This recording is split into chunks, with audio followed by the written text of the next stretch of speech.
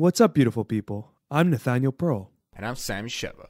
And welcome to Curious Chimps Podcast, a show where we explore the infinite complexities of the human experience. We do not endorse anything illegal, so please, consult doctors, do your research, and for the love of all that is holy, be safe. All right, let's talk about drugs. Curious Chimps.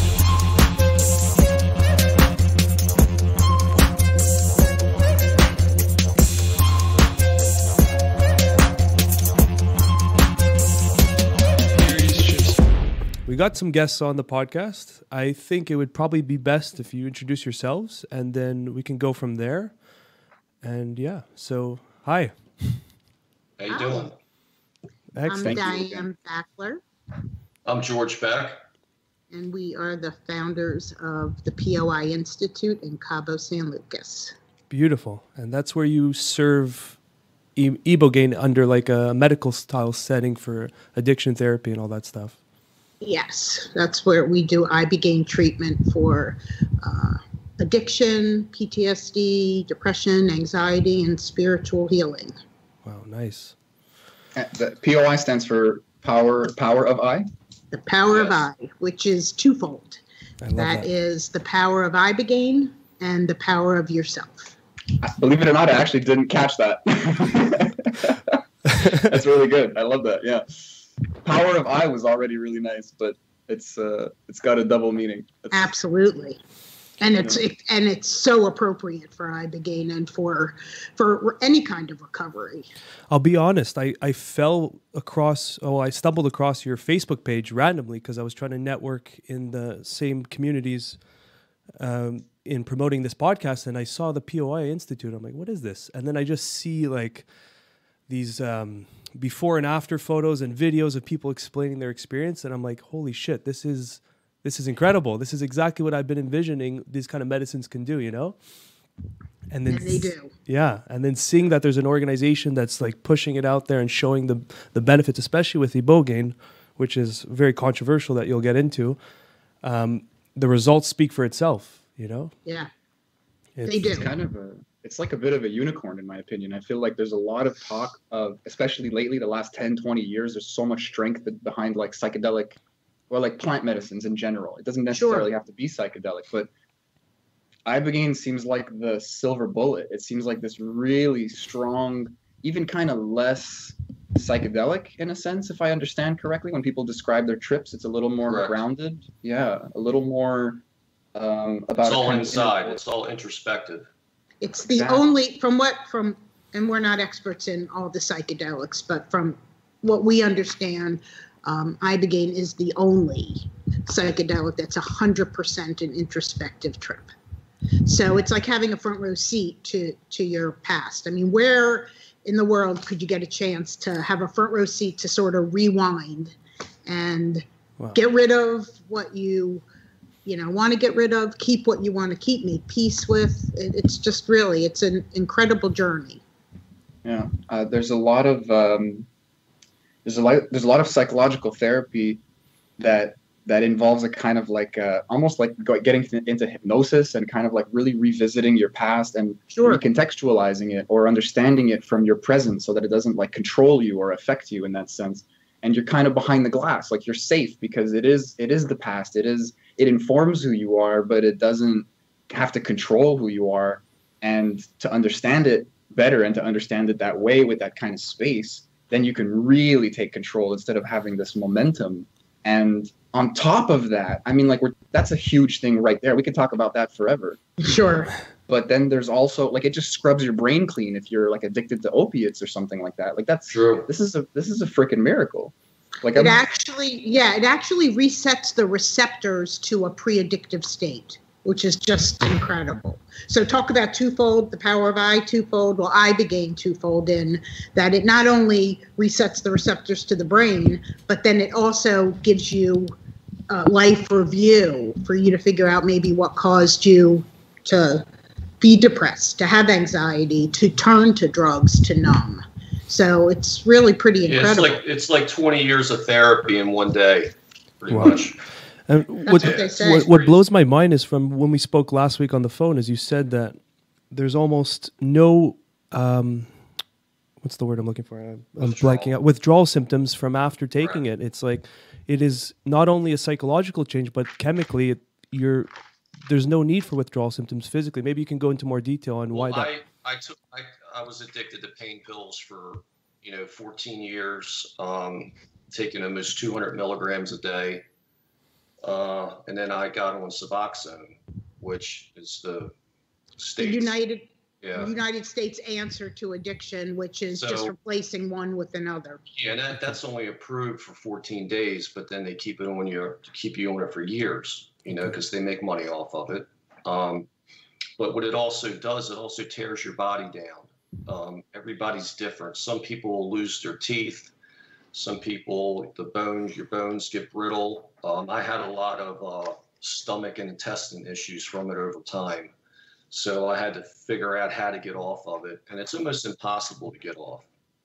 And I would bounce back from Suboxone to pain pills any chance I got, because I didn't want to take the Suboxone. And, Diane researched IBOGAINE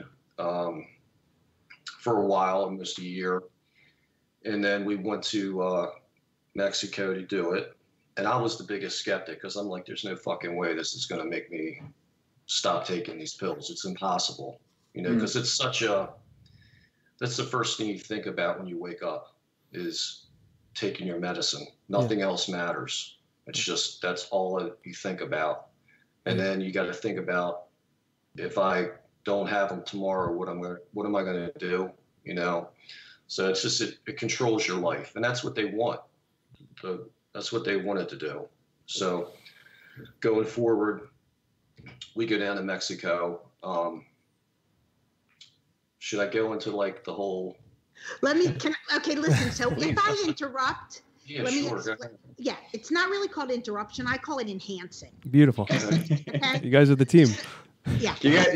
We'll just let people know you guys are getting married, right? So it's normal. They're like, oh, okay. The wife interrupts the husband. This is enhancing. Yeah. Okay. That's it. Okay. But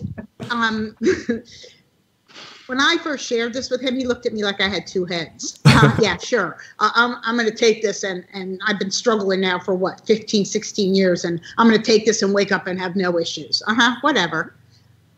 But I think there was a part of George, here's the intention part of IBOGAINE. You got to want it. He wanted to be off. Yeah. The fear of that post-acute withdrawal and watching him struggle. And then, with all due respect, you get put on Suboxone, which the FDA approved for 14-day detox years ago, and people are now stuck on that for 14 years.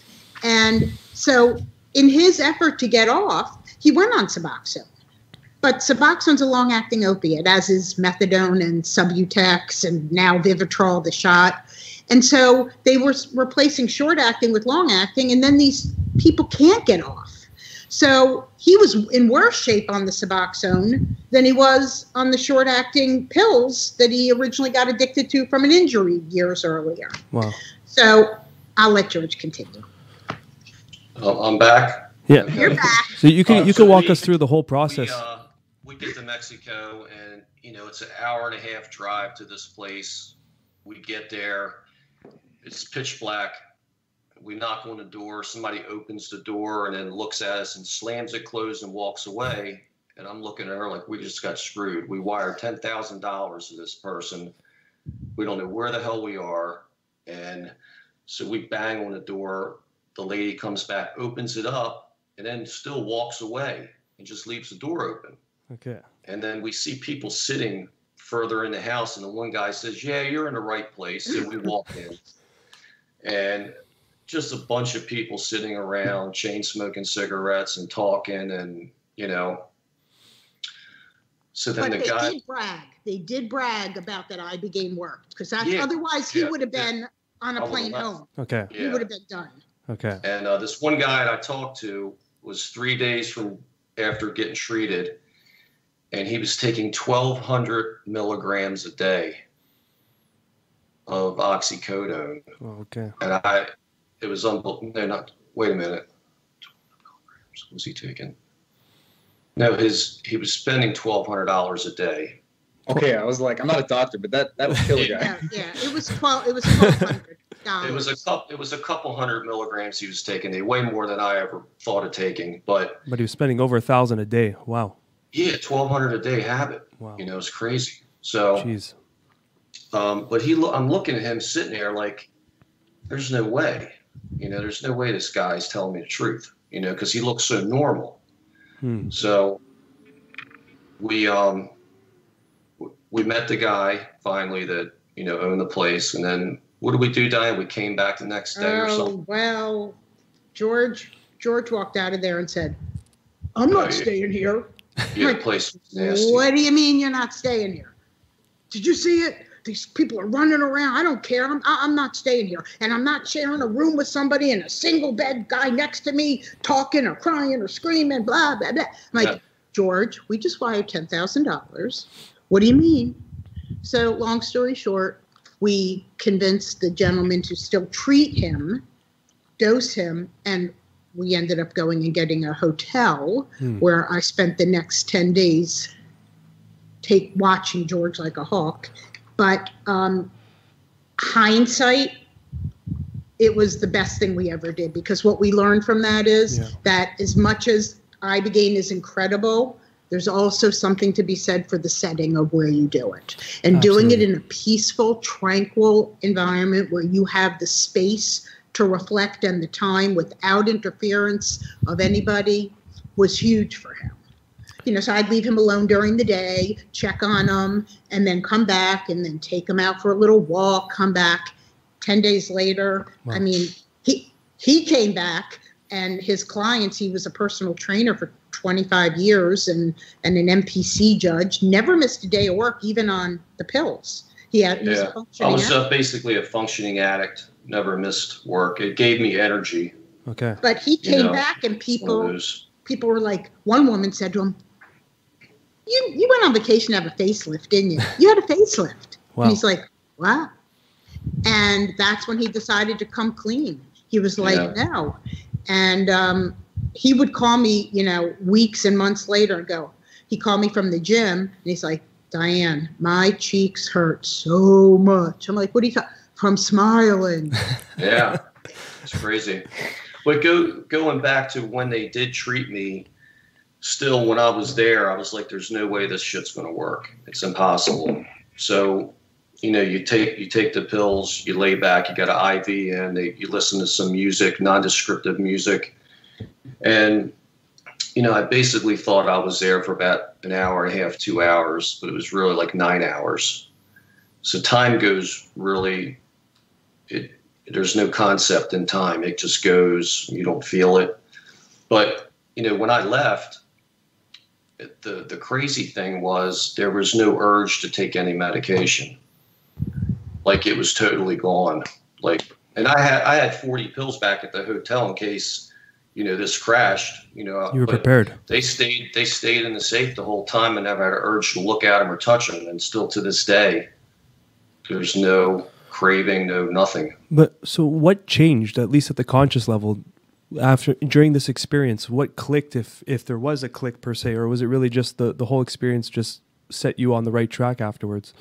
Oh, I had a lot of issues growing up with my parents and stuff, and I got to see all that. And the crazy thing, you just kind of, you wonder, when you're taking the IBOGAINE, you wonder why you let this take up so much room in your head for all these years, and you just let it go. It's almost like me telling you a story about, you know, I'm all pissed off about this guy at work. He gets on my fucking nerves. And you're like, George, man, don't worry about him. Just do your job. It's easy for you to tell me that because you're not in it. So that's how you feel after IBOGAINE. It's almost like a third party telling you a story. And you're like, they just don't worry about him because it's not affecting you. And that's how you feel after this. It totally resets everything. And plus your immune system gets reset. Wow. And I, knock on wood, honestly, I haven't had a cold in almost 6 years. Almost 6 years. Wow. Yeah. And I get exposed to people all day long, and, you know, being in the gym business and all that when I was, you know. Yeah. Wow. Back so to the, intense.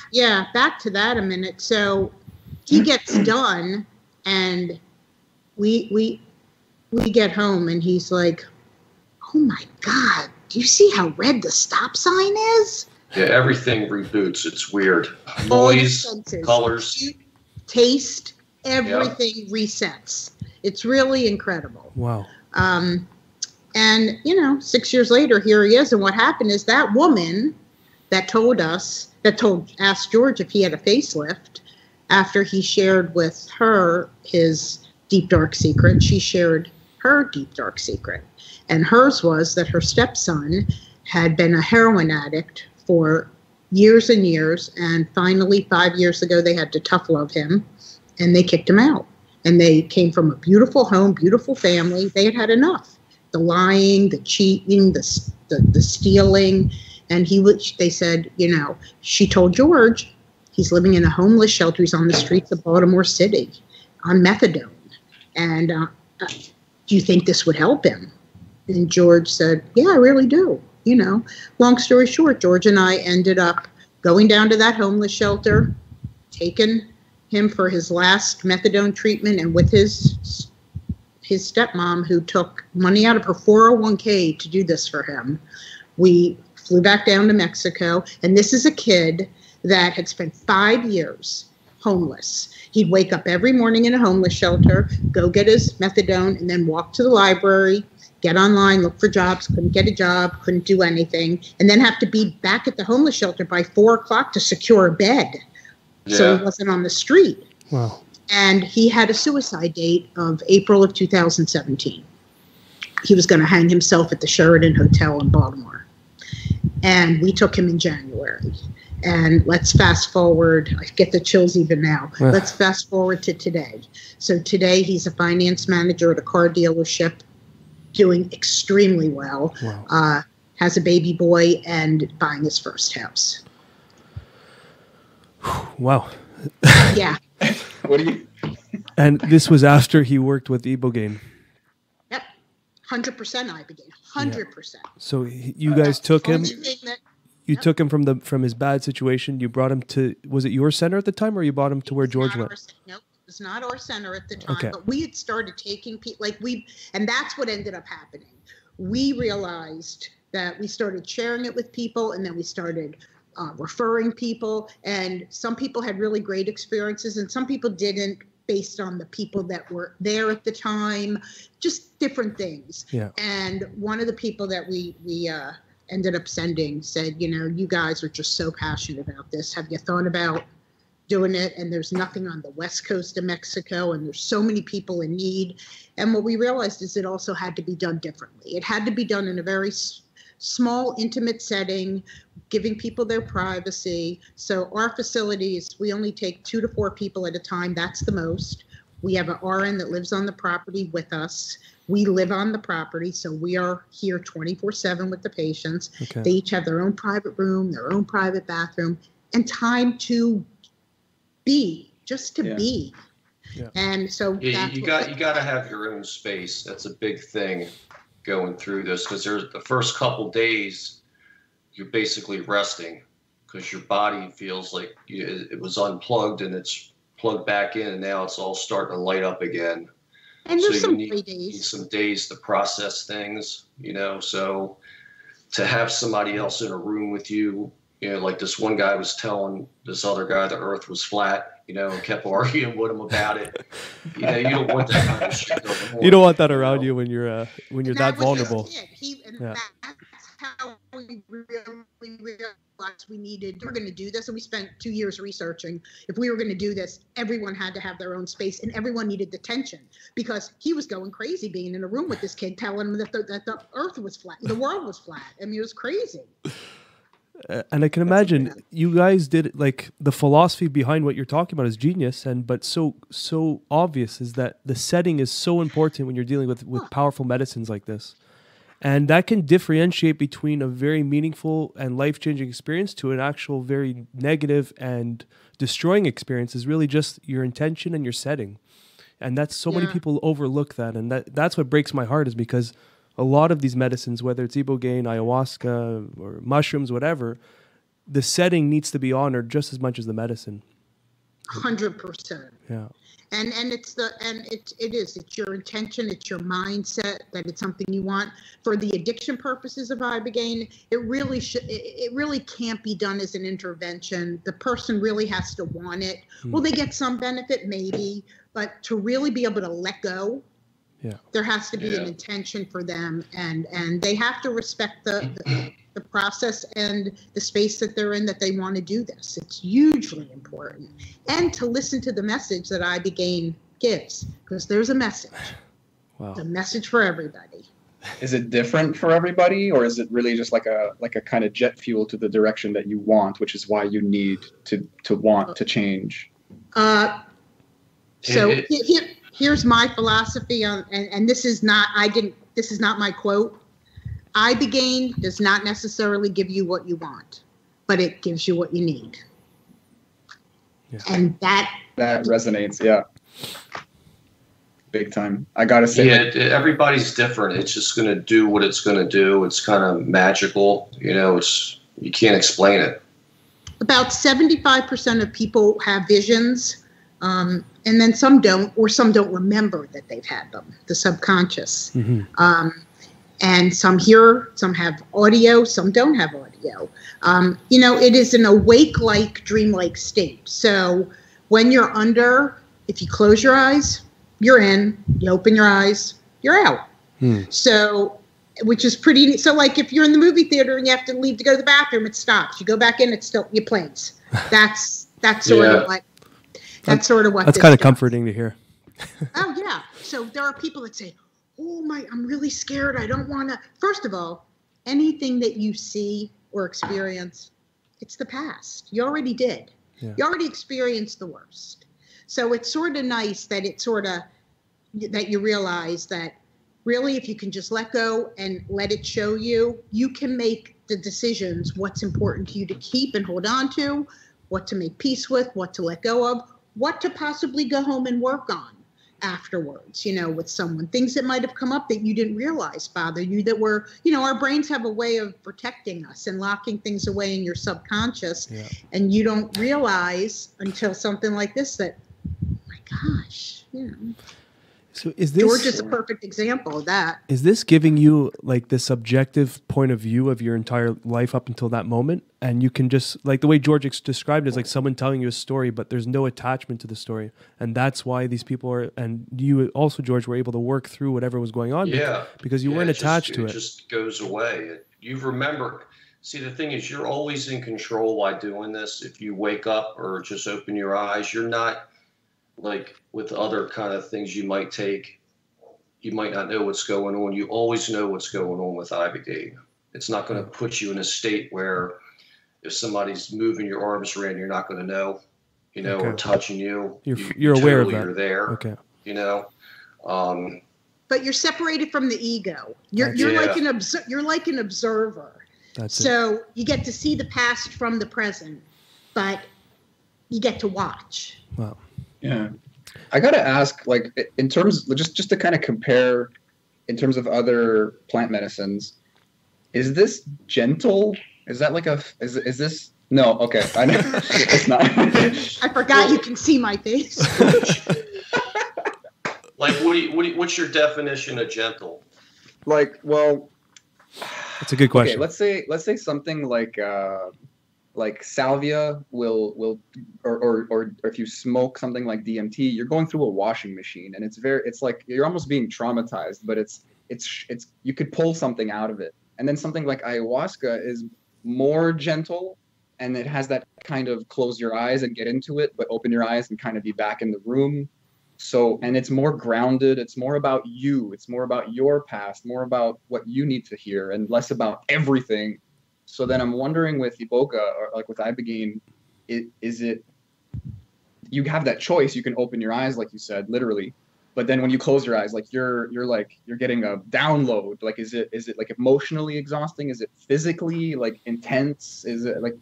I think it's all the above, but it's nothing negative. It's what you need, and you're basically the next couple of days you're tired because it really takes you to the point. I mean, if you want to compare all these ibogaines like on the top of all of them, because it's, They call ibogaine the grandfather. They call ayahuasca the grandmother. Wow. Yeah. Yeah. We've never done ayahuasca. We've done DMT, but we've never done ayahuasca. So I can't say for myself. Okay. But from what I understand about ayahuasca is it's inward, and you can go inward and outward. Yeah. Whereas with ibogaine, it's really inward. You're not going to have any kind of an outside trip. That's intense. That sounds really intense. Is there like how do I explain this? Is there like control in the trip? I've heard a lot of trips recently, like kind of getting ready for this conversation, and a lot of people describe like an ability to kind of like talk to themselves, or something that is them, but like a clearer version of them is just informing them, and they can just ask questions. They can really get into whatever they want to get into. They're not being taken anywhere. It's just like everything is laid out, and you can kind of just go like, oh, that's happened. Oh, that's a thing. That's a thing. And this kind of objective, like, observer that you're getting kicked into it's like you're flipping through a movie on pause, and you can just pick a frame. And yes. That can be overwhelming because it's your life, but it can be kind of soft because you can really go, okay, what about this? Okay, what about this? Like, you're in control, if you could say. I don't know. So some people see a younger version of themselves and have a conversation with them and go to points in their lives, and they figure it out and let things go. Wow. We've had several people that were sexually abused that came for PTSD, and that literally their young self hugged their older self and told them it was fine to, let go. It's really incredible. We had a Navy SEAL for PTSD who said his was like a kaleidoscope. He could go to different places in his journey. Every single experience is different for everyone. I'll share one more quick story about someone we had recently, several months ago. He was a Marine Corps vet. He did 2 deployments in Afghanistan, 1 in Iraq. Came here, suicidal, binging on alcohol, suffered for the last 10 years from PTSD. Came here reluctantly, was looking for answers, but didn't, his wife and another Navy SEAL had referred him. And so he gets here, and, we sat with him, we talked to him, we said, you just have to let go. Just let go and let this happen. You're safe. He suffers from anxiety. So we're like, I promise, you'll be okay. He has this trip.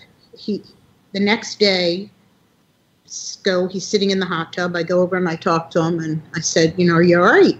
And we let people, if they want to talk, they talk. If they don't want to talk, they can do and he starts, blah, blah, blah, blah. Like, so I'm dressed, and to get to the hot tub, you got to go in the pool. So I just sit right down, close, because he wants to talk. So I'm going to listen. And he said, this was absolutely the most profound experience I've ever had. And I said, you want to share? And he says, yeah. He said, first of all, it started out, I'm on this train, Diane. I don't get it. I'm on this train, and it's going sort of slow.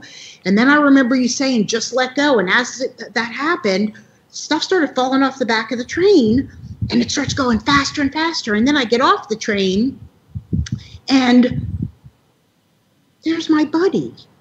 Now, 5 days after he got to Iraq, he'd been killed behind his gun, and he was, he suffered from survivor's guilt. And so he starts running with his buddy, and when they get to the finish line, wherever it was, and he said, come on, I'm so glad to be with you. And the guy tells him, you're good, you're okay, not your fault, I'm good, you go on, I'm always with you. Incredible. Yeah. He crosses this finish line or whatever, and there's like a line of people waiting to shake his hand. And as he shakes her hand, he realizes that every one of those people is someone he killed in Iraq or Afghanistan. And the last two people in this line were two young kids who had been shot like an ambush or something. And he always felt guilty because they didn't have weapons on them. And that didn't mean that they weren't in that building shooting, but they weren't found with weapons. And these two kids, brothers, shook his hand and they said they were sorry to him.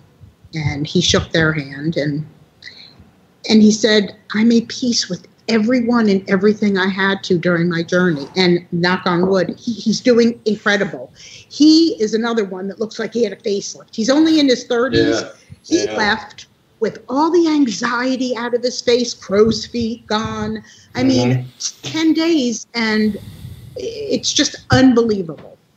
So everyone's journey is different. Some people see, some people don't. But if you allow it, if you can just let go and allow it to happen, who knows the gift that you'll get out of it. And that's a big pill to swallow. That's intense. Wow. Yeah. Wow. Yeah, it was really, he said it was the most profound experience of his life. So it seems to me that pain, I'm trying to understand the mechanism of pain even in my life and people around me, and it slips its way into the unconscious and it protects itself with all these habits and all these stressors and things that you do to yourself, whether it's drinking, binging on food, taking bigger pharmaceutical addictive substances or whatever.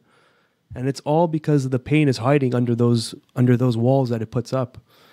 And from what you're explaining and from what I'm hearing, it sounds exactly that, as ibogaine opens those walls and exposes that pain and allows you to really look at it and really work through it. And then that's the liberation. It's actually so much easier than you thought.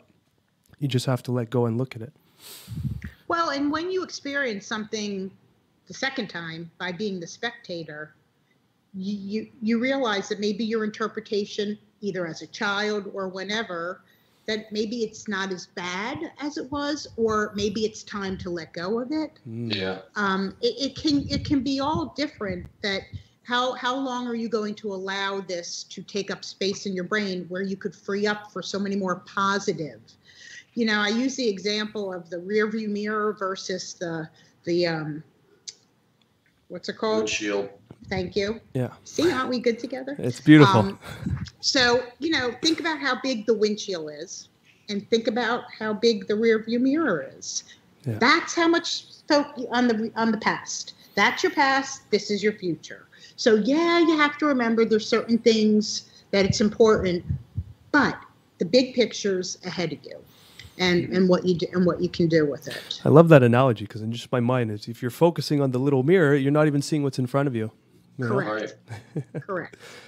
Yeah. And the other thing about the pain, it's here's another really great analogy. It's also about habits. People form habits based on their experience to protect themselves or to nurture themselves for whatever it is, whether they use eating to nurture themselves to feel good, whether they use drugs, whether they seclude themselves to protect themselves from people, whatever it happens to be. And so you might have heard of this because this is not just ibogaine psychedelics, but it really it really describes ibogaine. Have you heard of the snow-covered hill analogy with the sled going down? So if you can think of your mind as the snow-covered hill, and then you think of your habits as the sled, and every time you go down that snow-covered hill in that sled, you put the grids in the, you're carving a path in the snow, and you're carving a deep path going down the same. And then if you think of ibogaine as a fresh snow, that allows you to cover up those grids, the tracks, better word, tracks. Then you get to do a new path. And so that's sort of a lot of what it does to the brain by resetting. It's like a fresh snow covering that path to allow you to then, because it's really hard if you've ingrained that sled, you're going down. You can't get you're out. stuck. Well, that's habits. Wow. That's amazing. Yeah. It's kind of, it's like this older concept in like yoga and like in Buddhism and meditation. They talk about like carving these paths and creating habits. And we know about this there's this analogy where it's like if you're at the beach and you take a stick and you draw a line in the water, it'll go away instantly. But then if you keep carving that path in the sand, then it'll take a few days maybe, or a few hours to go away. But then if you keep going and carve it into the rock, it'll take years for that line to go away. So it's like, and what's interesting is that in the context of like yoga or meditation, it's like something you have control over, and you can take years, like you were saying, George, like 20 years of therapy. Yeah. You can take that time and take the work and undo those paths, but it takes so much time because so much time was put into it. And instead of taking this kind of egoic, like, I mean, you have to slowly break the ego down and take control over time. And it's kind of like blood in, blood out. You know, the time you put in is the time you need to put in to undo it. Right. Whereas here, it's just like, it's like this is a brain chemistry thing almost. Yeah. And we just kind of, like you said before, like unplug and plug back in, and it can be jarring, but you're left with this kind of dry reality of like, oh, I'm just here. The past doesn't have to define where I'm going. And I love the analogy. Now I'm kind of like overthinking this analogy of the rearview mirror, because imagine in making the habit of looking at the past, you start thinking that is your narrative, your life. Yeah. And I mean, if you think about, like, imagine you're looking at the rearview mirror as if it's your windshield. Then when you turn left, you're going right. If you see a car, you think it's coming towards you and you dodge it. Like you're literally living life backwards. Wow. Yeah, it's like a perfect analogy. Yeah. That's great. Yeah, it's great. It's tragic. I mean, I think everyone can relate to that, whether you're a Marine Corps guy, whether you're a parent, whether you're just a kid, like anyone can understand that. Oh my God. Yeah, sure. Like you're just living based on some programs, you know, and they really might not serve you anymore because they're really just based on maybe just one or two things that happen to you, like acute instances in your life, and then they govern your entire decision-making process. It's kind of a prison. IBOGAINE allows you to change your ingrained behavior, whether it's the addiction of taking the pills or whatever, and gives you just sort of a fresh start, you know. I'm curious that I didn't mean to interrupt. Sorry. No. I'd love to ask you guys something I've always expected and realized is kind of bullshit now is like when I take these I don't know, for lack of a better term, drugs, I'm expecting to come out of the other side like a different person. And it never really happens that way. It just kind of shows me a lot of stuff that I now can, like there's different things in my tool belt. I'm still me in the end. No matter what I do, I cannot escape the meanness of my life. But it sounds like with Iboga that you come out the other side, like maybe with a completely different tool belt. But the way you guys describe it in the stories I've been hearing, it's really like you come out the other side like fresh start, like you're like born again, like get a second chance. It's like a second chance, but it doesn't change who you are. But but listen, you might have been changed by your experiences, but who you are as like people say, is my personality gonna? No. Well, not no, because George all of a sudden I forgot he had a personality. Well, taking those pills for so many years, it just dulls you. You were numbed. It puts blinders on, and you only see what's directly in front of you. Anything out the side, you don't give a shit what's going on. Wow, okay. And everybody was like, "Man, what's wrong with you? You're mad." I'm like, "No, I'm fine. What the fuck's wrong with you? You don't feel it. Yeah. Yeah. And but after I stopped and did the IBOGAINE, I was like, Jesus Christ. It was like, you really feel different. Wow. You're stuck in a loop. You're stuck in a loop of ruminating thoughts or habits, and this breaks that. This totally changes that to give you the chance to. And what we tell people is, it gives you. This is where the power of the second part comes in. What do you do with it once because it's one. You can't treat IBOGAINE as an experience. you have to somehow incorporate that experience into your life.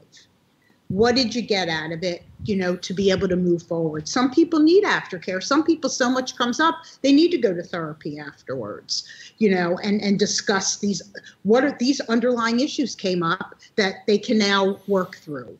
And that's a really important, thing for people to understand, that it's, yes, you got IBOGAINE to help you. That's the tool. Then moving forward with it. Integration, don't right? Treat it as an experience. The integration part of it. Yeah, integrate it into your life. That's sometimes for me, from my experiences with ayahuasca or DMT or whatever, is the integration process for me can sometimes be overwhelming. But that's or underwhelming. Yeah. Like you don't realize that you need to do this work afterwards, and you maybe rely on the medicine too much. Yeah. Oh, that's it. I'm not familiar with the ayahuasca. Does ayahuasca give you information?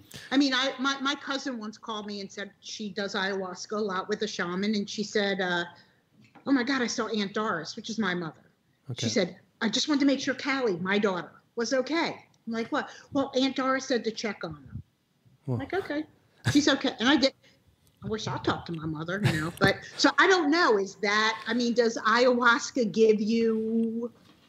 It kind of, it's very deeply rooted as well, but it comes from a more of like, everyone says it, but I have to go with them. It's like a motherly feeling. It's like, there's like a warm hug with you the whole time, but sometimes not. I correct myself. Sometimes she throws you into the fire and comes back at the end to see how you're doing.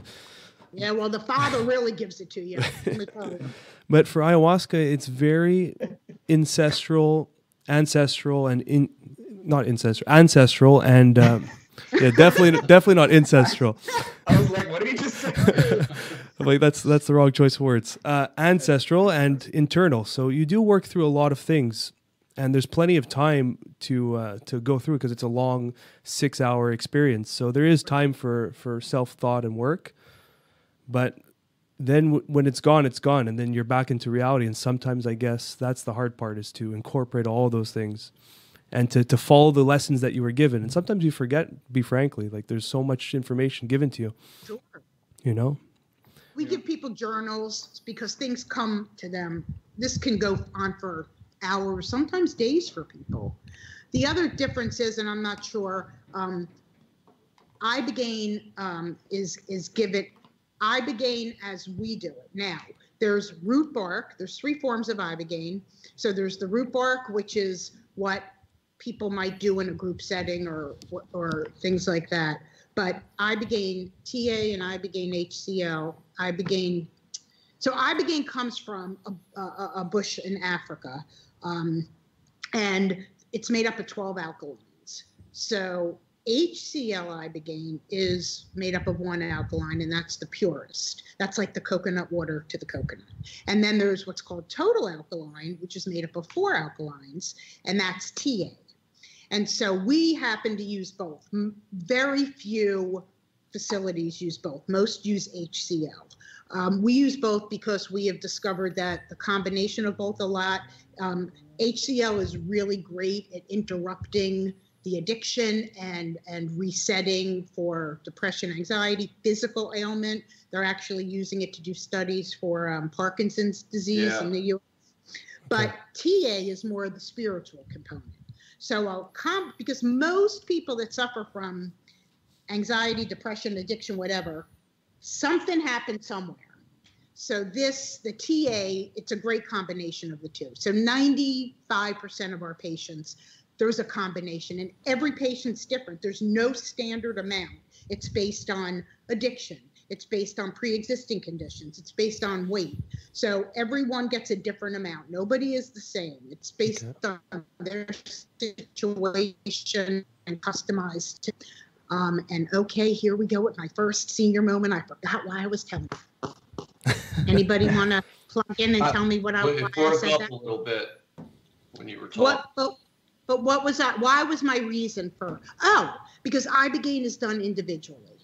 Whereas you might do ayahuasca in a group setting. Well, that's it. It's usually, it's like a ceremonial setting with about 8 or 10 of us. So it's I forgot to mention, it is kind of more of a collective experience where we're all experiencing it. Very individual. Yeah, this is individual. Okay. You are hooked up to an IV for fluids only. Okay.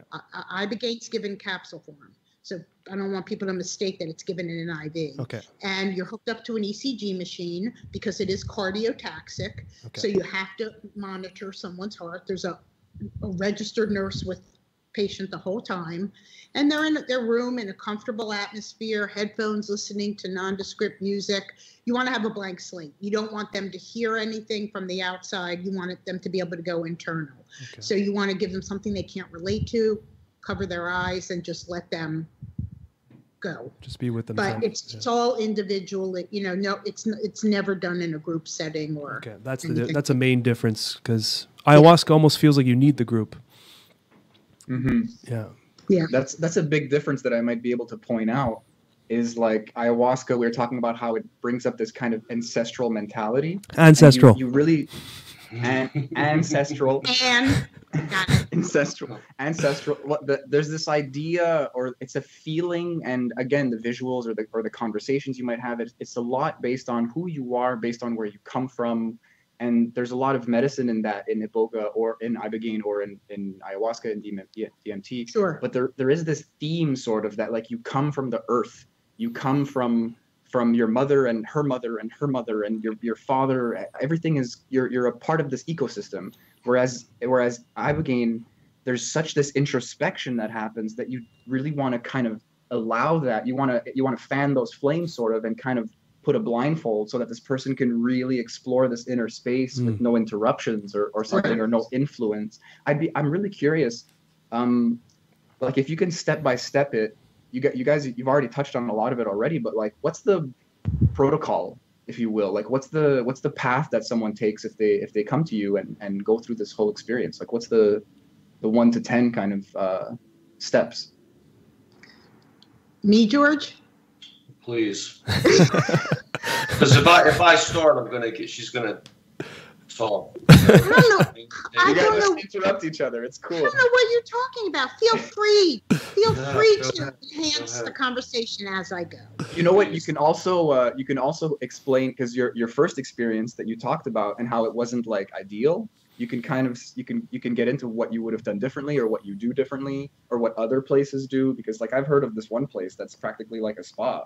Like, they have psychologists on site. They have massage therapists, and like, you're at a beach and stuff, and it's like, I think someone who really needs this kind of protective area, like maybe someone who has more PTSD or something, like the set and setting is so important in any of these contexts. I'm curious, like, so that's what we thought we were getting, the beach, the therapy, all of that, when we took George. No, nothing was there. There were some screaming monkeys out back. That was about it. And there was a small pool in the backyard, but the people would wait for him to get there. I mean, like, he wasn't on site. One nurse watching 7 people at night. They had, it was just. They were climbing out the windows, going off on their own. It was crazy. Yeah. One guy rented a golf cart and drove around on a golf cart. I mean, really but a zoo a little bit. It's an accident waiting to happen sometimes. But listen, we will always be grateful, because George got his life back, truly, from the ibogaine. But in retrospect, what we realized is how different it needed to be. That we are extremely transparent. The only thing we don't do is we don't give our actual address on the website or anything, because we have had people that come that really need the privacy of knowing that people will not come here. They know the address once they come here, but we've had some people from the LA area that have come that just require more privacy, and so that's the only thing that we don't online. But it starts with the phone call or an email.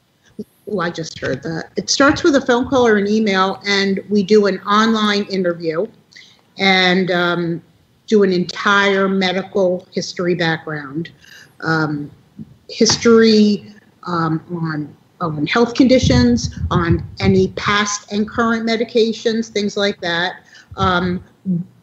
we really let them know it's really important you're truthful now, because when you get to us, you sort of threw money away if you get to us, and that's not the case. Okay. Because if we can't So it's treat like you, we want.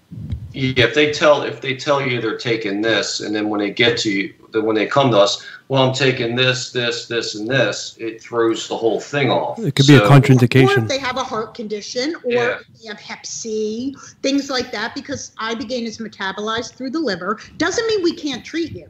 Just means we're going to treat you differently, but you have to let us know.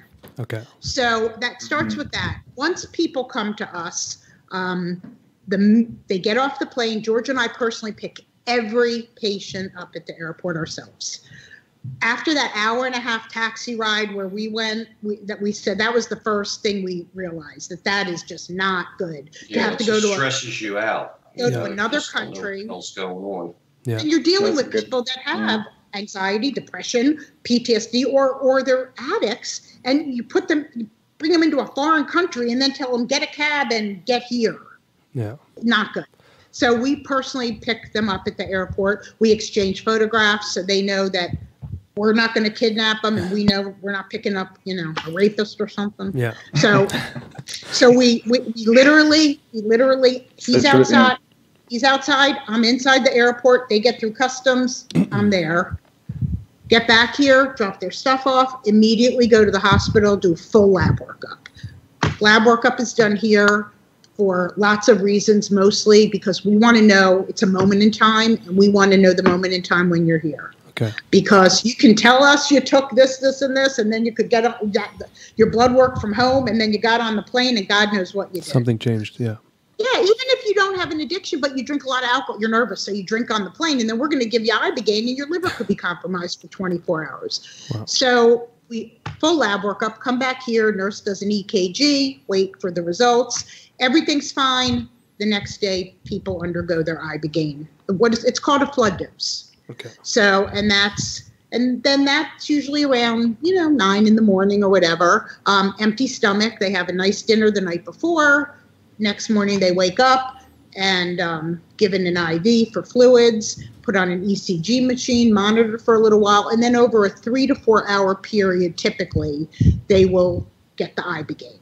First dose is not, it's a test dose, but it's not a test dose. It's big enough to start things, but small enough that if God forbid somebody has an allergic reaction, we can stop it. Okay. And the reason, and if you read about ibogaine, a lot of people, you do a small test dose. One of the things we learned a long time ago was that small test dose, when it comes to addiction, is enough to tell those receptors in the brain, that army, something's coming. So you don't want that.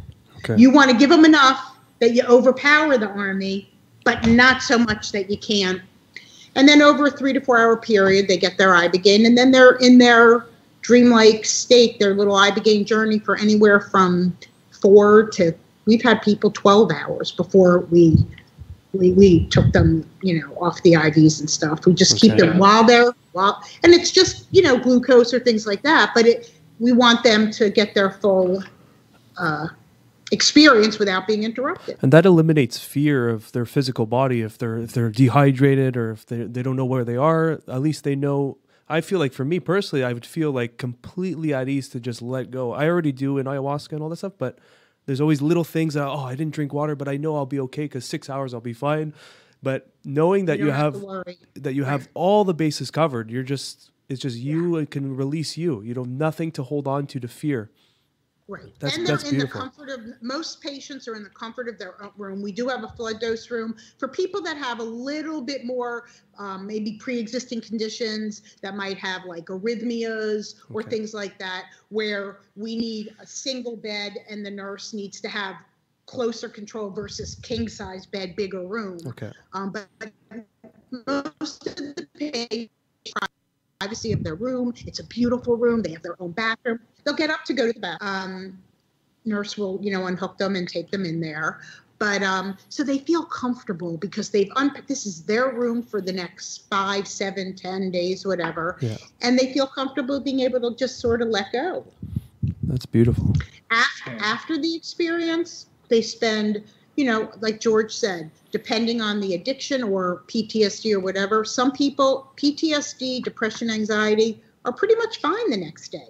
You know, they might have a little bit of residual of lights flick, you know, seeing like fissures going through the air, you know, but that's normal. See how well he enhances? I love it. You guys bounce off each other. Is that a blood pressure thing, or is that like really like some kind of hallucination thing? It's like an hallucination kind of thing. It's weird. It's still the residual effects, but most people, except for addiction, the withdrawal that people experience from ibogaine that have any addiction is nothing like what they fear. Like when we say there's no withdrawal, there is no typical post-acute withdrawal, which is the reason most addicts don't want to get clean. The fear of that horrible experience, which I can't relate to, but he can. Yeah, that doesn't happen with ibogaine. The only, you could say withdrawal would be you're just tired. Okay. That's why you got a nice room you can chill out, you know, and we bring you food, you could eat in your room, whatever you want to do. We don't, you know, we don't take your phone. If you know, this it's is not a like rehab. Okay. You got total access to all your stuff. We have internet, you know, smart TV. Some people want to sit and watch TV. Some people want to go out to the pool and the hot tub. Some people want to walk on the golf course. Some people want to go down to the beach. We golf cart down to the beach. We really do have what is on our website. I mean, yeah, it's all true. We do have a masseuse that comes to the house too. We either take them or we can take you out if you're feeling up to it. We take them to swim with dolphins.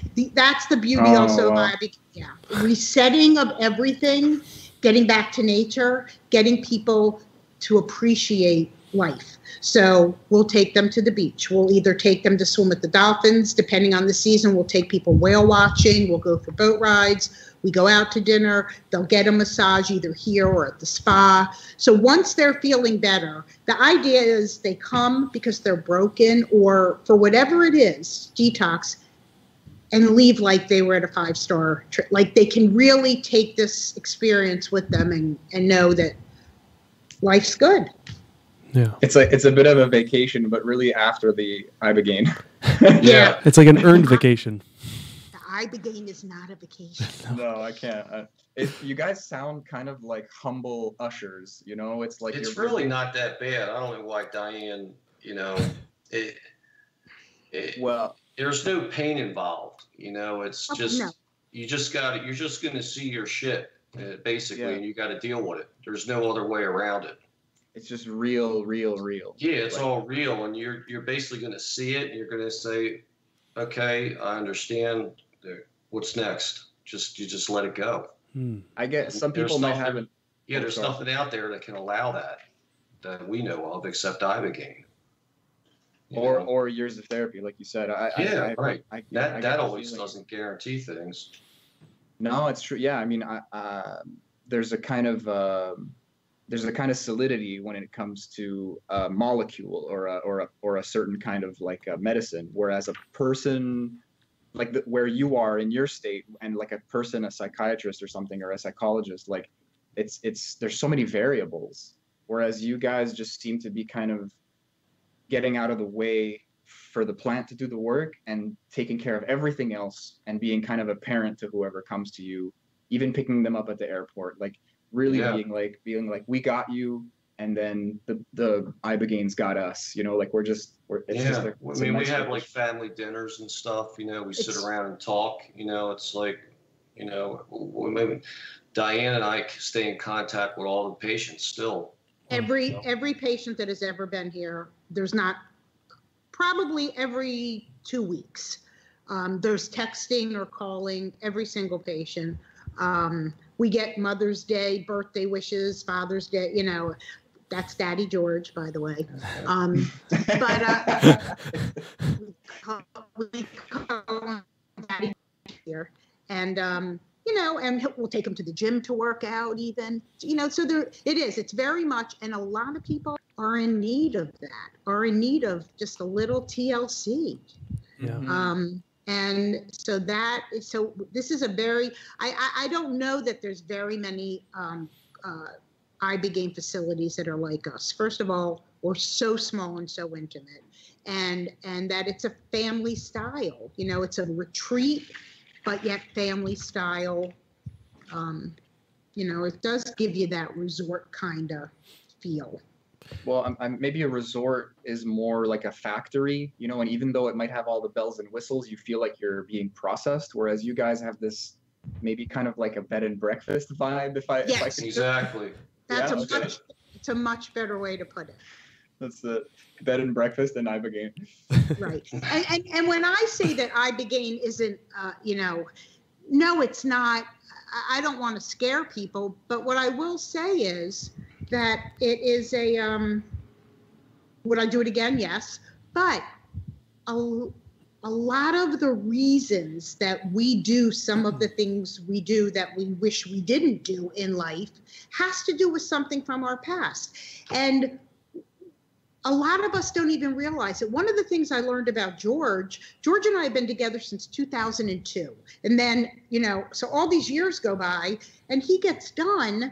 And what I learned is so much of George's behavior all those years was based on, he was living his life based on his subconscious, based on things, and didn't even know it.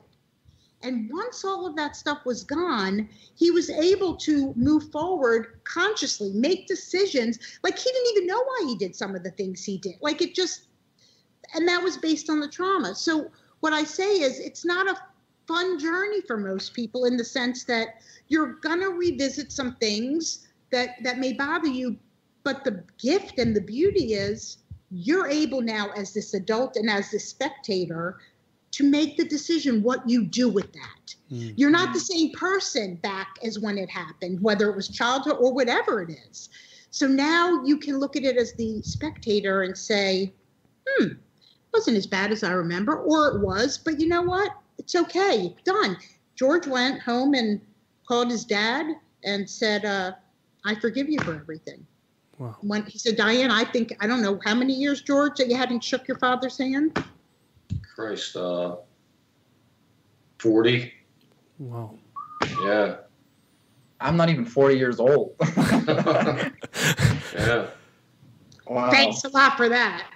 Sorry, that's how I think. This is my point of reference. No, but honestly, it sounds like I get what you guys are saying. I think maybe from your point of view, Diane, it's like you want people to know it's safe, but it's work. It's a bit of a roller coaster. It's a big mirror, and that's hard for people. But maybe from George's point of view, you're saying it's so much better than the alternative. So it's like, and it's a gift. And it's a gift. Some people have had amazing, like even though they saw things. We had a woman who, her whole life, she came for just spiritual healing, and hers was like a tapestry where she saw like beautiful tapestries on a clothesline of her childhood home, this and this.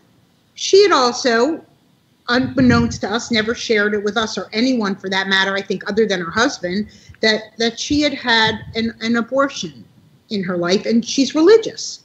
And she has lived with the guilt of that for 40, 50 years. Wow. No, probably 40. Before you were born. So what happens to her is through this tapestry floating on this clothesline, all of a sudden the tapestry split and a hand with a baby comes out and says to her, everything's okay. Let it go. Wow. So we heard about this after her experience, and said we didn't even know that there was that issue, and she said, I want to share this with you because it is so. It changed my life, being able to know that I could. That was God telling her to let. That was her journey. Yeah. So so again, it was a wonderful gift for her. Did she probably see something she didn't work for? It's one of the reasons we also have people hooked up to an ECG machine, is to watch the heart rate and see how people are reacting. Okay. So, yeah. Wow. I feel It must be intense. that's such a burden on all of us that we're all operating in some way on our past. I mean, there's moments where we're focusing on goals and future, but a lot of our habits are dictated from our past. 100%. And it's amazing to see that once you release that, what comes after is just, it's so profound. And yeah, it's beautiful. Yeah. I don't think a lot of people realize they're doing it. That's the big beauty thing. of IBOGAINE. Listen to the message. Yeah. Yeah. No. So real quick, I want to bring this up because the reason why we're in Cabo. So we're in Cabo because IBOGAINE is illegal in the U.S. It's illegal. Illegal. Okay. Yeah. Illegal. Okay. Not legal. Exactly. Yeah. And why? Because it's put in a category as a Schedule 1. And way back in the 70s, before you were born, there was, Nixon did this, war on drugs. And a lot of it had to do with the LSD era. And I think, just my personal opinion, I think, the Charles Manson murders, I think probably sparked real, LSD's bad. It was all the negative. And so all psychedelics and we're going to be put in this Schedule 1, the most dangerous. But that was 1970. This is 2020. Yeah. And so what makes up a Schedule 1? Well, here's what makes up a Schedule 1. There's 3 components. One is the propensity to be abused, use it for social whatever. Second is that it has the propensity for you to get addicted. And back to the abuse a minute. Again, nobody's using IBOGAINE nobody's using it to get high. I promise. I can't imagine. Not happening. And then the third thing that makes something a Schedule 1 is that it has no current medical value. Mm-hmm. Not true. Now, let's go to marijuana. Marijuana is also a Schedule 1. Why? It does have medical value. Mm-hmm. Okay, so they're making progress with marijuana and legalizing in areas, but IBOGAINE, shame on the U.S. because it really should be legalized for what it can do. The beauty of especially with the opiate epidemic in our country, it is a sin. Yeah. So what's our feeling is why do you want to promote something that somebody can do once and be cured when you can keep them on long-acting drugs for? That's what it comes down to, the money. Yeah. Can you even patent or sell something like IBOGAINE? Like, is that even possible? Because it's just like a plant. Well, there's a woman by the name of Dr. Deborah Mash at University of Miami that holds probably all the patents on IBOGAINE. She got involved with a guy by the name of Howard Latzoff, who actually mistakenly came across IBOGAINE in 1962. He was a heroin addict, and a buddy of his gave him IBOGAINE, and he woke up the next day with no desire. It was an accidental discovery that he had no desire to do heroin again.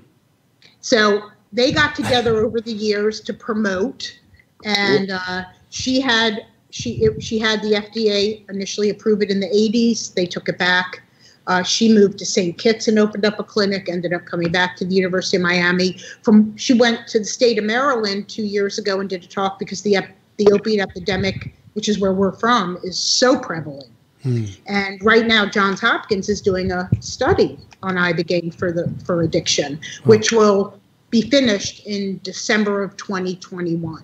But back to what you were asking, they are trying to do a synthetic nor-IBOGAINE. So IBOGAINE, you ingest IBOGAINE, it gets through the liver, and it turns into what's called nor-IBOGAINE. That's the metabolite it turns into. And what that does is that gives you that really good feeling, like you're on the best antidepressant ever for the next 30, 60, 90. We've had people 6 months. Oh. And that's that motivation to move forward, make changes, do what you need to do. So what they're trying to do, there's actually a company in Canada that is trying to also Make a do a synthetic synthetic nor-ibogaine. So what's my feeling on that? Well, two things. One, do I think nor-ibogaine could be used as an antidepressant? Yes. Why are you doing that? Is that because then people have to go get a 30-day prescription and then there's big pharma? That's the first thing. And, Suboxone, Subutex, methadone, Suboxone was supposed to be a 14-day, and now it's an $18 billion industry in the United States. Come on, $18 billion. You can't make this stuff up, man. It's crazy. Right. But the nor-ibogaine, that is something that maybe could be, but here's our issue with that. You take away the trip. You take away the journey. And for so many people, that journey is the healing. That's the healing process. Yeah. Okay, you might want to extend the good feeling of nor-ibogaine, but the addiction part and the depression and the PTSD. You got to do a flood dose to make that happen. Yeah, that journey is. Yeah. Well, I think you were talking about the different alkaloids or something like that. I'm not a scientist. I'm not going to pretend. CA Neither are we. Exactly. Yeah. So, and then you kind of separated the experiences, saying one will really help in a certain physical way, and then the other one kind of gives you that spiritual aspect. Yes. A lot of people in the first place feel hurt, disenfranchised, whatever word you want to use. There's a reason that they feel like disconnected from life, and they go to something. Or it could just be like bad luck. They get injured and they get put on some kind of opiate. Sure. But to continue on it, one way or the other, you're in this kind of chemical racetrack now, and then that one side can help so much, whereas this other side can recontextualize your life and give you this kind of like hug for the soul.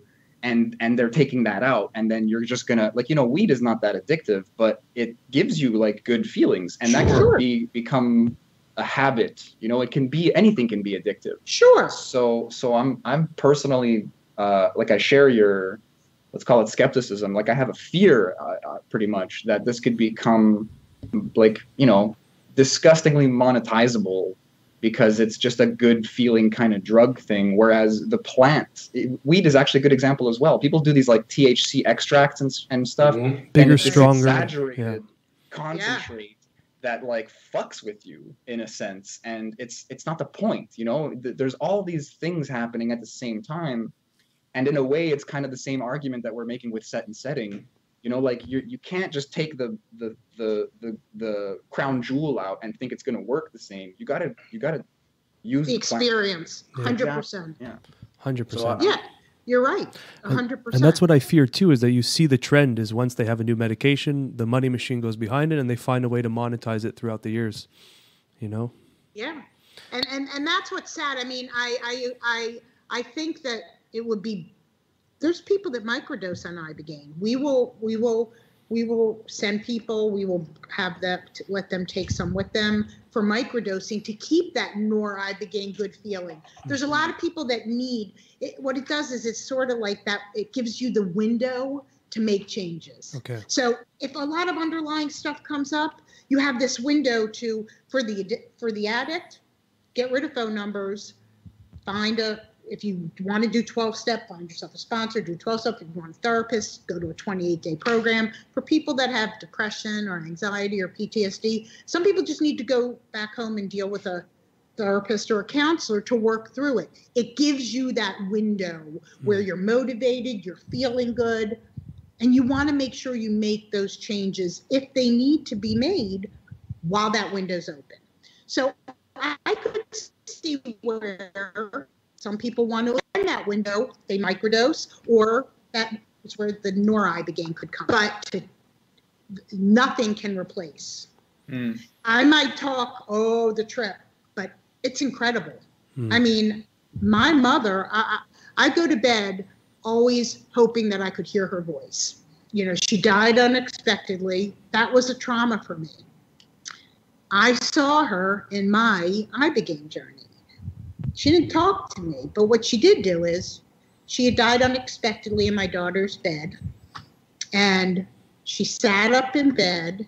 And then for me, the only way to describe my journey is it was like being at a drive-in movie theater. It was black and there were just lots of visuals, and I would find myself squinting to see things. And she sat up in bed and turned her head. And then the next thing that happened is the entire screen went black and a beautiful white dove came flying through the screen. And it let me know she was okay. That was my, whether it's what is, that was my interpretation. And I got to have that. So to take that away, to take the military guy's experience, to take the Navy SEALs, to take that woman, to take the girl who from Russia who was sexually abused for years, and her little young 6-year-old self hugged her adult self and told her it was fine. That's not happening with a 30-day prescription of Ibogaine. Amen. Yeah. I really, it's almost, you want these things to become mainstream in a way, but I feel more as we talk to people like you, it's like the mainstream is what's failing us. It's not that ibogaine has to adapt in some strange way. It's like everything needs to be monetized. Everything needs to be pushed into a commercial and into a pill. I mean, for lack of a better term, I know you guys use pills also, but it's like, or capsules or something, but I want to appreciate when things become mainstream, and I want people to become aware, but at the same time, that's the pill, you know, that the mainstream is the thing we're complaining about, and it's just not working anymore.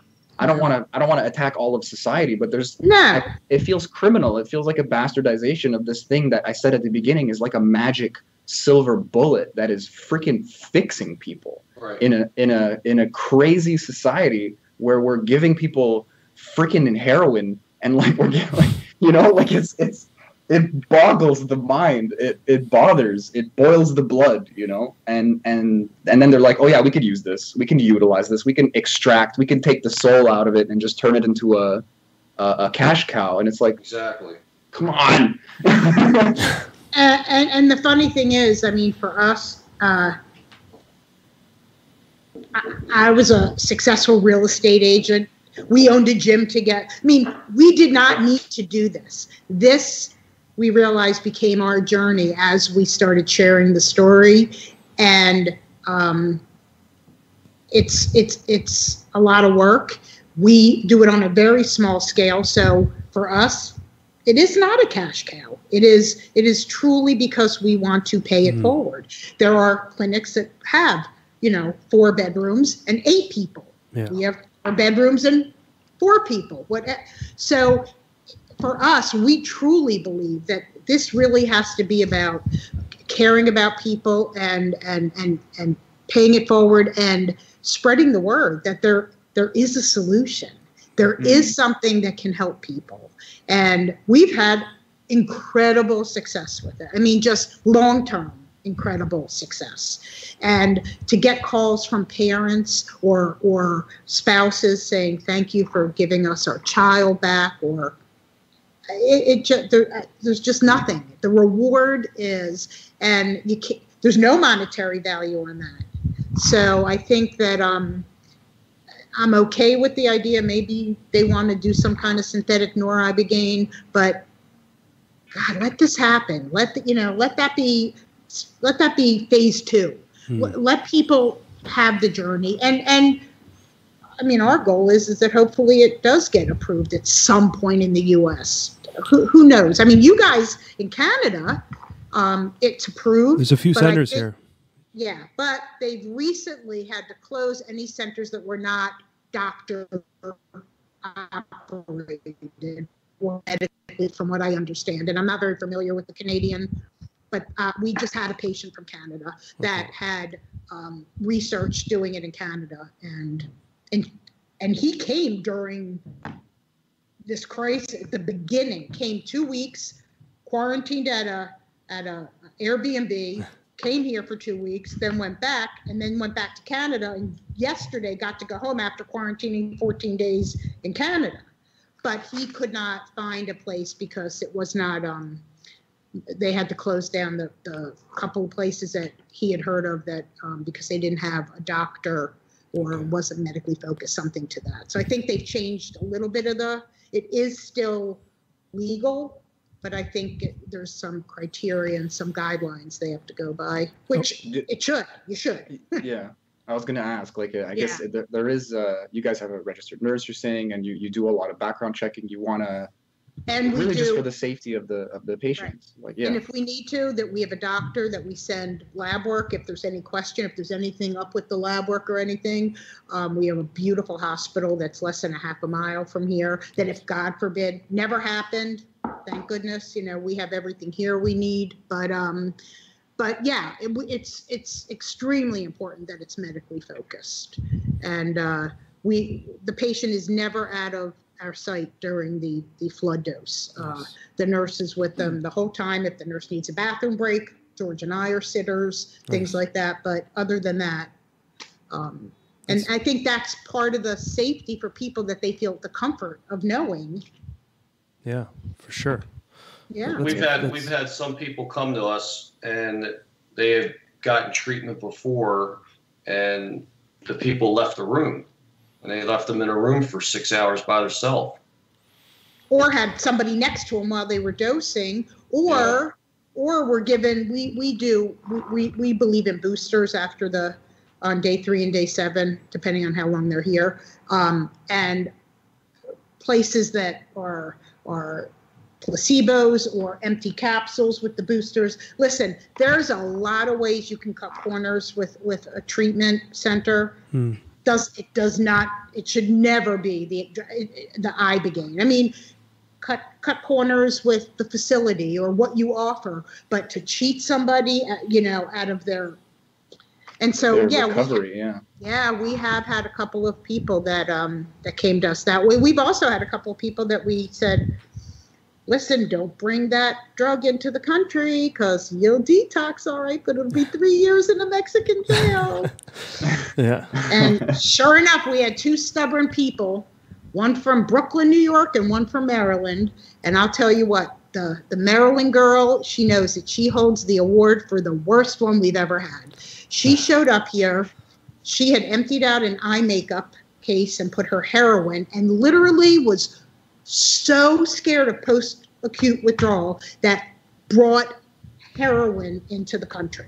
Wow. How she didn't get caught, because when we picked her up at the airport, oh God, she was so fucked up, man. She's curb stepping, walking around like she's on the moon. I'm like, she stood out like like everybody's just looking at her. I'm like, Jesus Christ, Wow. And on June 1st, she'll have 8 months clean. Yeah. That's amazing. Is doing amazing. That's beautiful. Yeah.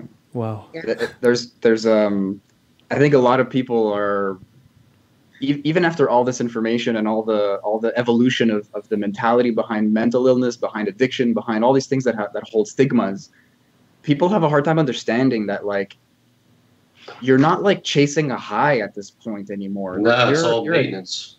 Maintenance. That's a perfect word. It's like, you don't feel normal. You're running away from a low, if you want to put it that way, and then you just try to get back to like a normal, and you need a external substance to feel normal.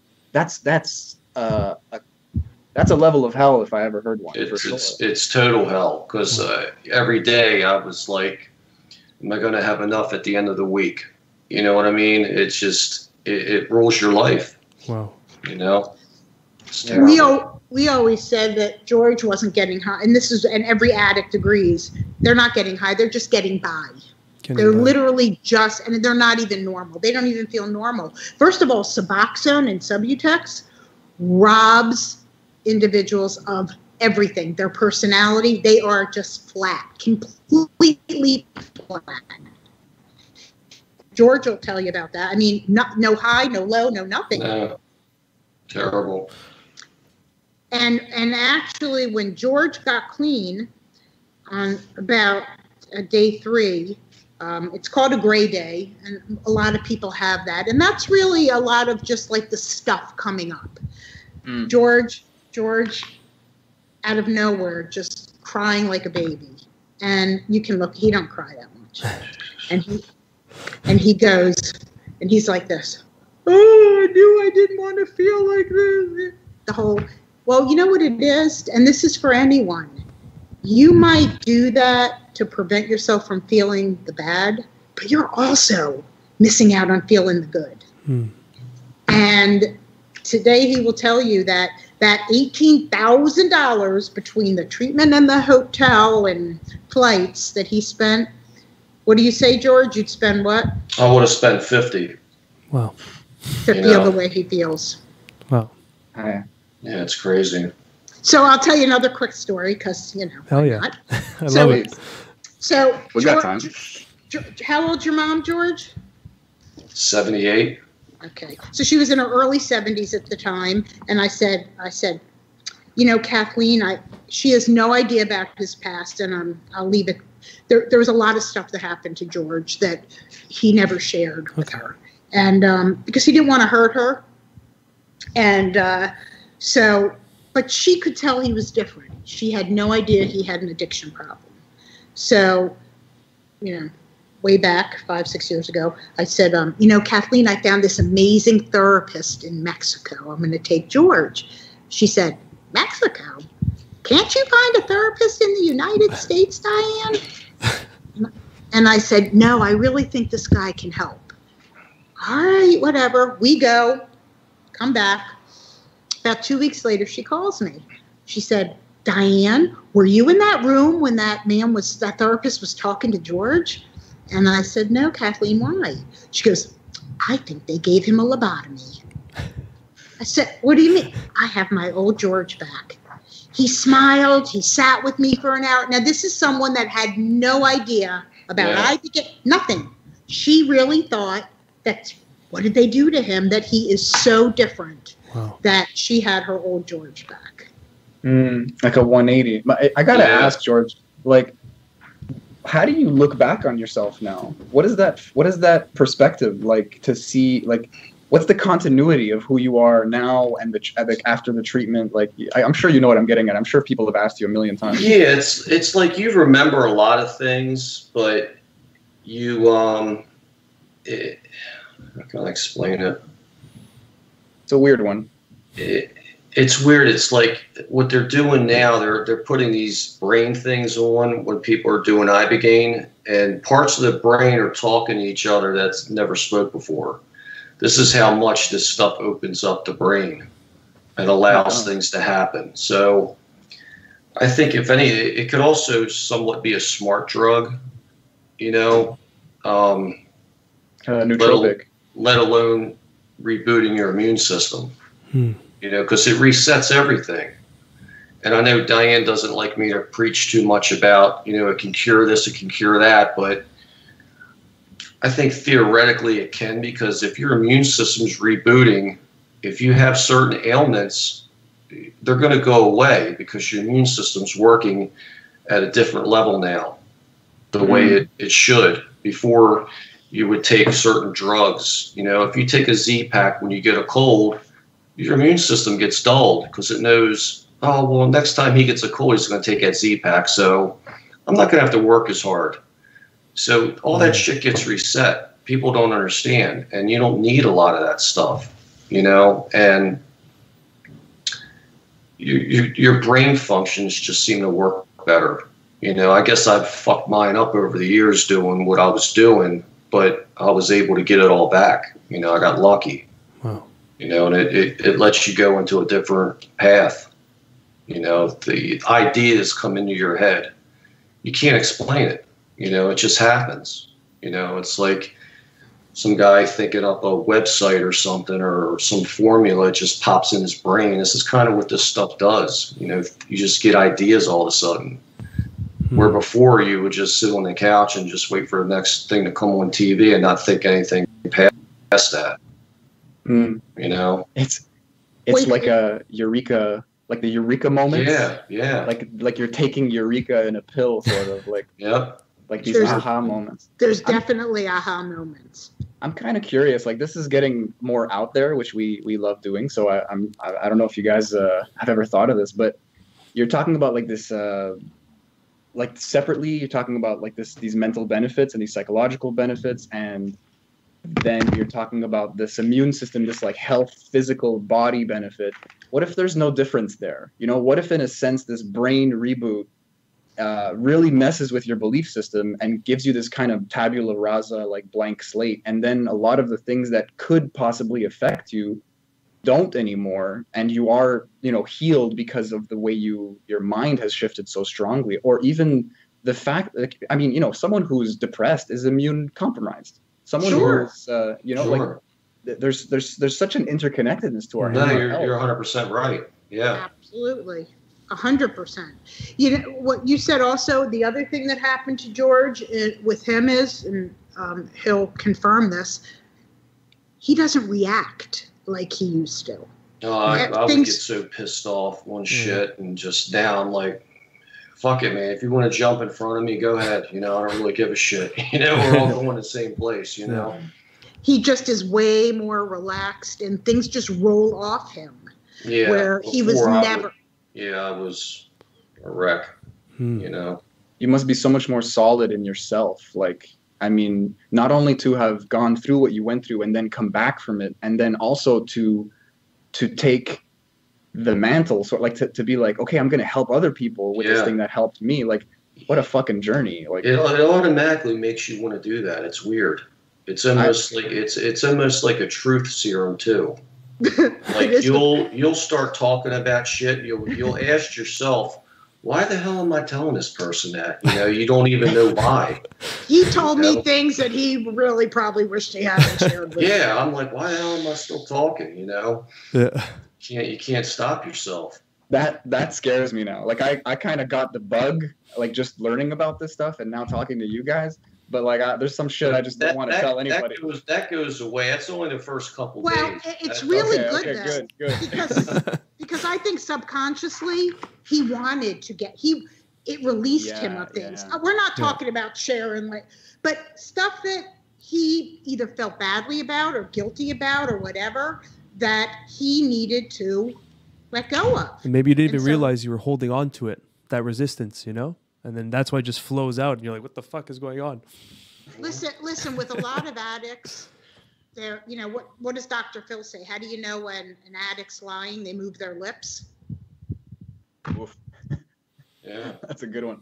So I think that with a lot of the addiction people, we have people in the middle of their dosing will be like, they'll sit up and go, "Oh my God, what I did," or "Oh my God, what," you know, or crying or feeling badly. I think that there's that secretive and the lying. Listen, the other thing about addicts is no one can ever take it personally. They will always choose their addiction over anyone or anything. So they've done some shitty stuff to people. And that's, I think, what comes up is that, you know, their moral compass. I don't know, maybe it awakens the moral compass or something. But whatever it does, it's all positive and it's not to give, like what he shared with me, it didn't make me feel any better hearing about it. I got to be honest with you, but it did help him. And that's the whole idea. Yeah. It sounds like a flushing out almost, you know, like you don't feel guilty about your past. You feel like you processed a lot of it. It's so hard to, Listen, if you learn from your past, you know, we all have stumbling blocks, you know, you turn them into stepping stones. And that's what this was. Well, we had I like that. We had a guy and girl from about a year and a half ago come to us. We don't usually do that, you know, let two people come. A couple. Okay. And so he gets his treatment, and you know, the truth serum's kicked in. So she starts asking questions about, you know, stuff that he's answered no to before. So a lot of the questions were, did you sleep with this one, and this one? And his answers now were yes, yes, yes.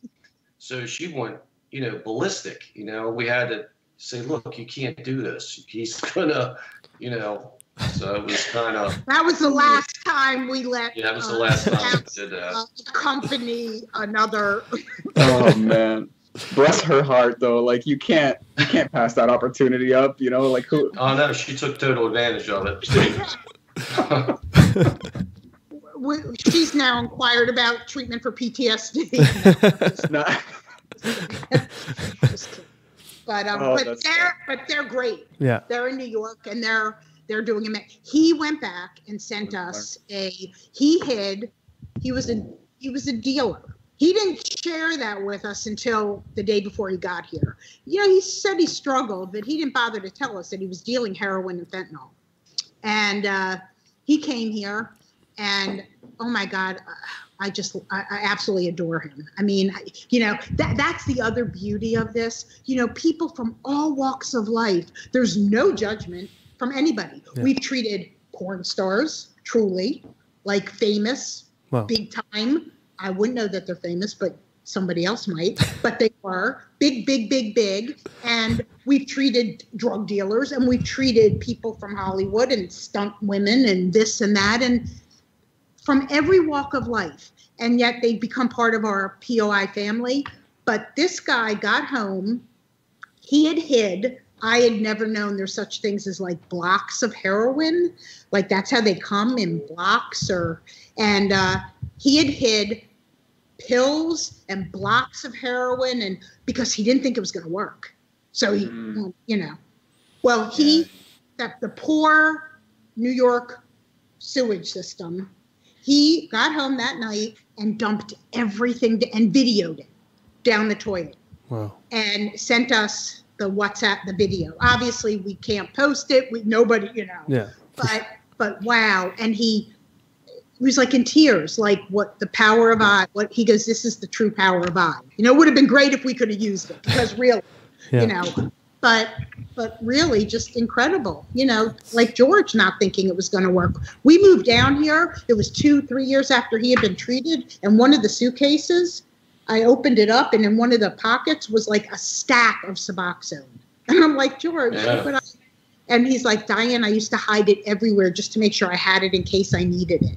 And that's how your brain thinks. Because if I went on a trip and the plane got canceled, I had to stay there extra days. You know, that's how your mind thinks, so ahead of what you're doing because of that. You know, it sucks. You know? It's a big fear game. Yeah. Yeah. The withdrawal of those long acting is even worse than the short acting. And, you know, so it's bad. And we threw them out because we wouldn't, you know, I wouldn't give my worst, well, I might give my worst enemy Suboxone, but other, you know, there's nobody that we would give Suboxone, you know, any of those long acting to. Wow. Is that why the long acting is like the solution in the States? Because like the withdrawals are like prolonged, so you won't die or something? Like what's the logic there? I don't understand why they're worse. They're actually worse because it sticks to the receptors like tar. But that's how they want it that way because they know you're coming back. Wow. See, the methadone, you're going to be there in the morning. Every day. Every day. If you're not there, you're not going to make it through the day. You'll be so sick you can't see straight. That's fucked up. Oh, I know. When we took that kid that had methadone, we had to schedule the flight after he had his methadone treatment in the morning in Baltimore, schedule it so that we knew he was going to get dosed the next morning, so that he didn't go into withdrawal. And with Suboxone, Subutex, and all the long-acting for the opiates, so methadone is used for heroin, and then Suboxone and Subutex and Vivitrol are used for opiate addiction. Well, the half-life can be days. So what happens is that opiate, that's in the system, and then it fights the ibogaine. So we have to put them on short-acting when they get here, morphine, and get that to try to get that so that the receptors aren't blocked. Okay. But it is worse. But why did they do the Subutex and the Suboxone? Well, they did it because then they're not buying street drugs. Now you're buying them from us. George, every month would have to go to the psychiatrist, get a prescription? No, the general doctor, he took like a 2-week course and it allowed him to prescribe, Suboxone. And I bet you he gets a cut or something, right? Well, you Something got to pay terrible. him $150 to walk in the door. For a There you go. 5-minute visit? Yeah, not even. And then you go to his friend who owns the pharmacy down the street. There you go. And that's the medical it's another system. $300 down there, so it was $450 a month. And that's you know? that's a cash cow. Keep that long term. Yeah. Well, now they've done something called Vivitrol, which is a 30-day shot. And we had a patient that went into a 28-day program after they left here, and he texted me before they took his phone, and they said, I went through the, and I had spoke to intake and said, he needs nothing. He is 100% clean, nothing. He just needs therapy. He needs some tools for his life tool belt. He calls me, says, well, they want me to sign something that they can give me when I leave, this thing called Vivitrol. It'll be an insurance policy so I don't use once I leave. And I said, do not let them give you that. I said, that is a long-acting opiate. You need nothing. You might as well have thrown the money away here because that your brain will remember. And so the reason that they came up with Vivitrol, in my opinion, is, okay, well, people were starting to deal the Suboxone strips and the pills and getting high off of them. Well, now they say, okay, well, here's the deal. Nobody's dealing. We're going to give them a shot that lasts 30 days. They charge $1,000 to do it. They come, they get this expensive shot. But here's the problem with that. When you're taking Subutex or Suboxone, it's one day, every day you take it. If you choose to go try an opiate, it may or may not work. It'll block it. But if you have a 30-day shot in your system and you go and try to do opiates, what's that do? So, in my opinion, that was done strictly to keep people dependent. It's another great way for pharmacy, for the pharmaceutical companies to make money. Yeah. And again, you're just switching one addiction for short-acting to long-acting. And it's dangerous. And then what happens is these people go off, and when they go back on to their short acting, they go to the same dose that they used to take, and that's where the death happens. That's where the overdose happens. Oh, shit. They're taking a small amount to keep them going, and then they say, I'm going to go try, and they go. We had a guy here that was on Suboxone and went and did heroin. He had a toothache. He couldn't get medicine. He's like, F this, and went and got heroin and OD'd. They had to give him Narcan, and he was on a plane to us. He OD'd twice before he came to us twice in 1 week, and then came to us. Whew. And he came to us. He'll be clean a year in May 26th. That's incredible. But I love hearing that's this. What happens. They do, I know everybody's. It's always these stories that are like breaking our hearts, and it's like, but he's clean. It's been years. They're like, oh, okay, thank God. Yeah, but he thought he could take the same amount as he used to. No. No. But a lot of that stuff is laced now with the fentanyl, and that's what you don't know, because even in a hospital, it's measured out in micrograms when they use it by a machine. It's humanly impossible for anybody to measure it out and give it to somebody. So, you got people throwing into the what they call scramble and heroin. You don't know how much you got in there. So if you're used to buying bad shit and the needle's got that much in it, and you buy the same stuff but it's got fentanyl and you put the same amount, then that's usually what kills you. It's all over. Yeah, it's not an exact science. Speaking of overdose, if you researched Ibogaine at all, you might have read somewhere on the internet, death. People have died. Yes, but the small amount, seriously, first of all, it's almost impossible to OD on Ibogaine. You would have to throw it up. You'll throw it up. Your body purge. Okay. But the idea behind the deaths that have happened are like twofold. So it's either that they had a pre-existing condition and they didn't tell the facility, and the facility did not do their due diligence in finding out, and they weren't monitored properly. Or the other case that has happened with some people, again, really falls on the due diligence of the facility, is there are people, the first hour or so of Ibogaine, of the flood dose, you don't really feel anything. Well, I'm going to go into post-acute. And they had a pill hidden. Somebody wasn't watching. They took it. They cardiac arrest. Wow. So so it's not from ibogaine. It is from pre-existing or drugs being, an co-interaction kind of thing. Contradictions, all that stuff. Yeah, that's really important for people to. If you're trying to demonize this stuff, you're really being disingenuous. That's what it sounds like. I mean, exactly. Think of the. I don't know. I don't know the numbers, but like last time I checked, it was like 8 to 20 people a day dying from from opioids in the States. No, absolutely. It's probably more than that. Yeah, I'm sure nowadays it's like 100 or something, just like some crazy horrible number. But then you think of all the people that are helped by ibogaine, and a death is a death. It's tragic. I don't want to undermine that, but. Well, when I went to get treated, they didn't even look at my blood work. We don't know what we were doing back then. Okay, so they didn't look at my blood work.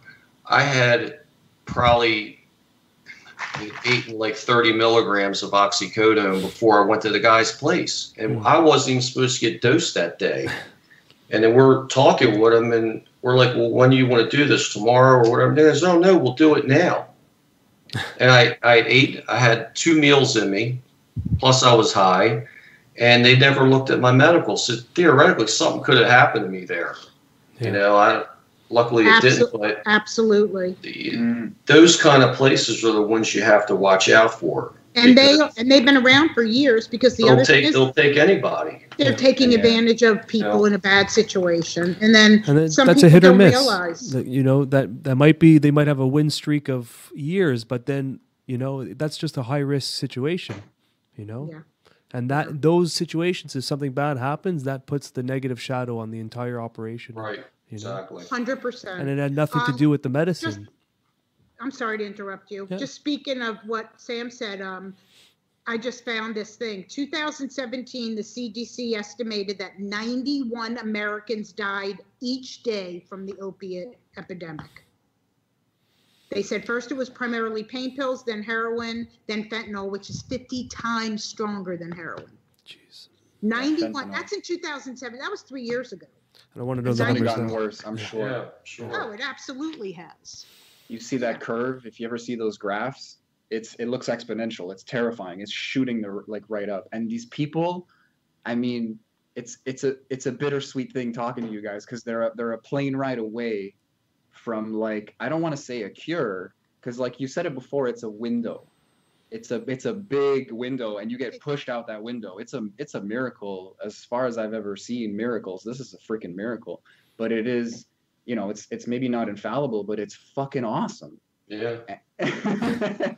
Our accountant, when he saw the website for the first time, called me up and he said, "Diane, you use the word miraculous like 3 or 4 different times. Don't you think that's a little hokey?" I said, "Irv, come down and do the treatment. You tell me a better word." There's not a better. It is. It's miraculous. It really is just. It's a beautiful word. There's just nothing. It's really incredible. I wanted to ask you: are you keeping all this data? Well, for sure you are, but are you presenting it to anyone, or schools, or universities, or anything anyone who wants to do something out of it and create and show data and all that stuff? Not yet.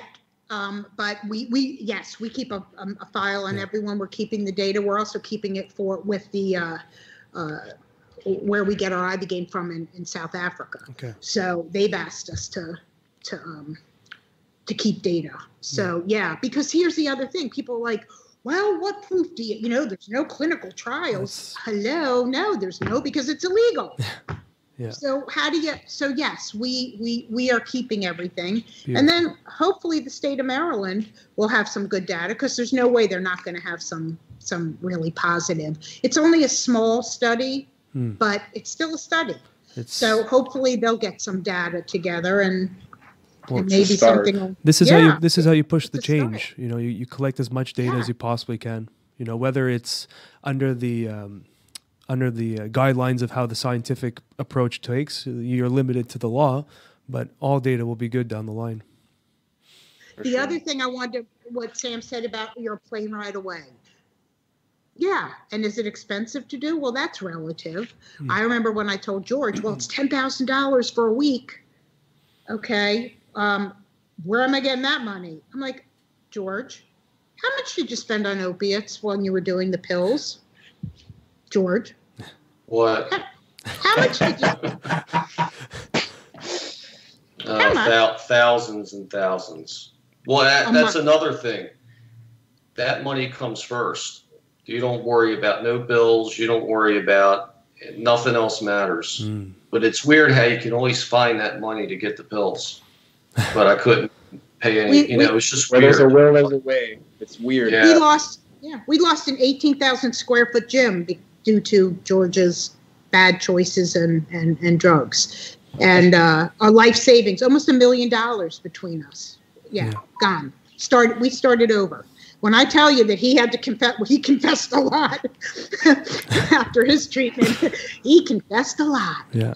What a relationship you guys must have now. I can't even imagine. Like the Iboga, like really strong, really real, really honest. No joke, no holds bar. Yeah. We have been through more in our lifetime, and that's without being married. It worked. Listen. I have a lot more empathy. I will share this with addiction. A lot of parents and people say, I said it. Why can't you just stop? I don't understand why you can't stop. Such a common phrase. Hear that all the time. Here's my analogy on that, and this was something someone shared with me. So you and I, not George, you and I, all three of us have this, let's say, bucket. Imaginary bucket in our brain that as we enjoy things, whether it's a good dinner, whether it's going to the movies, whether it's great sex, whatever it happens to be, drops of dopamine go into that bucket. And we fill that bucket through happy, wonderful experiences. When you're dealing with addiction, alcohol or drugs, they get that feel good, dopamine gets increased. And at some point that bucket overflows. So what happens? Another bucket gets created. The brain creates another.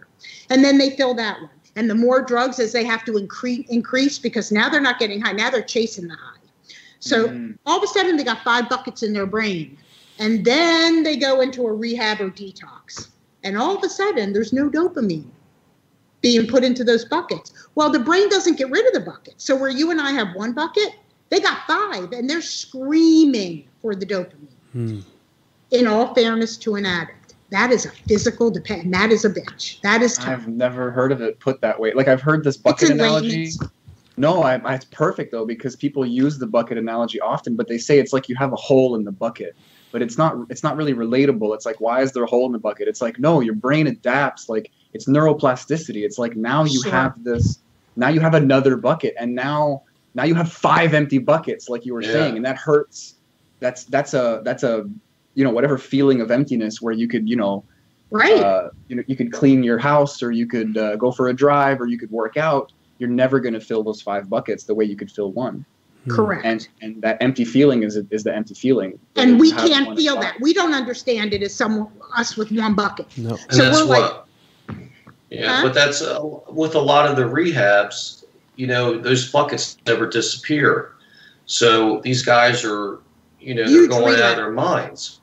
Because they're either going to meetings all the time or they're running 6 miles a day and then they got to do this and do that. They're just trying to eat up time so they could not think about it, And the beauty about Ibogaine, you do the flood dose and all that shit's gone. It gets rid of the white knuckling. Yeah, all these people white knuckling. Yeah, you're 1 day at a time, like they say. You have to hold your breath every step because you might relapse, kind of thing, and you have to walk this kind of razor's edge, and Ibogaine, it's like you get rid of those buckets, it's gone. And then listen, I think for 12-step for a lot of people, the support, having sober or clean friends, hugely important. Having a sponsor, somebody, the camaraderie, but there's many people that only go to a meeting just to stay clean. They're not going. At least getting rid of that, they can still go for all their tools. But we've treated people that have been sober and clean, but just needed to get rid of the white knuckling, not be consumed with thinking about it all the time. Do you guys have numbers, sort of, like in terms of relapse? Like, because I did a bit of research before talking to you guys, and it's like it's in the 90%. You know, it's like 10% of people, like if like the traditional, outdated, kind of not working, you know, methadone mentality is 90% of people are going to relapse. Whereas when it comes to ibogaine, it's maybe 10% are going to relapse. Exactly. Wow. It's pretty much a flip. We only have our data, which supports that. It's like a 92%, and the strongest is in the opiate. Some of our numbers are people that don't have addiction, of their success in things that changed. But as far as the relapsing is, it's pretty much, you could pretty much flip it. And the problem is you can't really get a rehab to, like, we've sent plenty of people to rehab 28-day programs because they're clean, the addiction's interrupted, but they need some tools, some coping skills. Because the truth of the matter is, if you go back, excuse my language, if you go back to the same shit show, at some point when that window closes, you're going to do what you remember doing best to cope. You need some new skills, whatever they may be.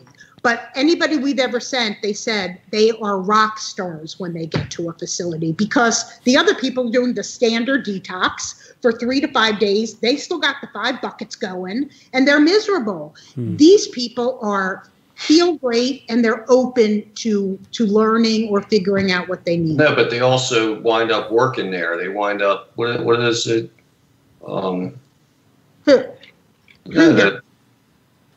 What's his face? He wound up working there.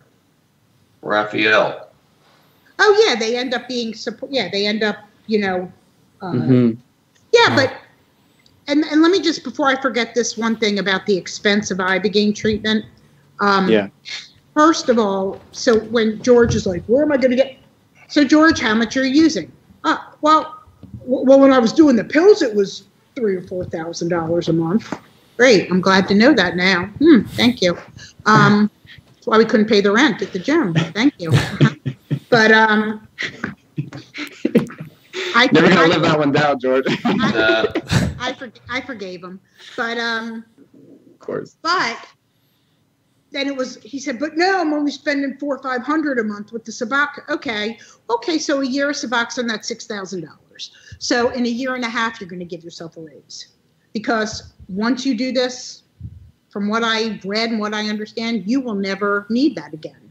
Yeah. So when the people say, oh my God, 7,000, 10,000, whatever it happens to be, and it's funny because we are actually less than what we paid for George. Like, that treatment of 10,000 for us is 10 days. George only got 7 days, and he didn't even stay at the facility. We had to pay $8,000 at a hotel. Yeah. But the point is that what they'll find the money, if they can find the money for the drugs.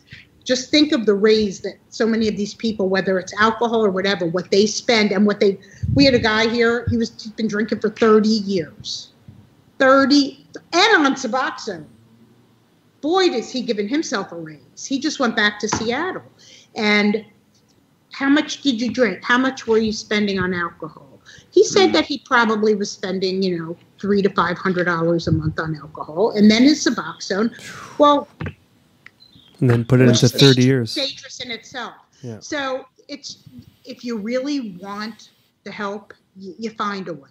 For sure. And it's an investment to changing your life. It's a very different, these rehabs that are charging $30,000, $40,000 a month and going through insurance companies and all of that. Somebody's still coming up with a copay, so they're still paying something. And the success rate, I mean, I do think that some people that need both, that can use this, and then there's a benefit. Nobody wants to go get into bed with an ibogaine clinic because they have their own detox and they have their own center, and that's. Well, they want you coming back though. They know you're going to lapse and you come back. They bank on the relapse, and they bank on the fact that they're getting paid from an insurance company, and they're also getting paid to detox. Yeah. Yeah. It sounds like if you do some simple math, which You I'm sure a lot of addicts can't think that far ahead, to put it simply. right. And it's not their fault, like we're saying, So it's if you can put this on paper, and really, like, the numbers don't lie kind of thing, and Right. then on top of that, someone like George, you can say, sure, the numbers don't lie, but in the end, you would have paid 10 times, or you would have paid 5 times what you paid, because it's just worth. Yeah. You get your life back. It's Plus, whatever they were doing, they might wind up dead, and then, if they don't do it, what's the point? Wow. Yeah. I tried to get him to go saving to the money. Yeah, I tried to get him to go to a rehab, and he wouldn't go.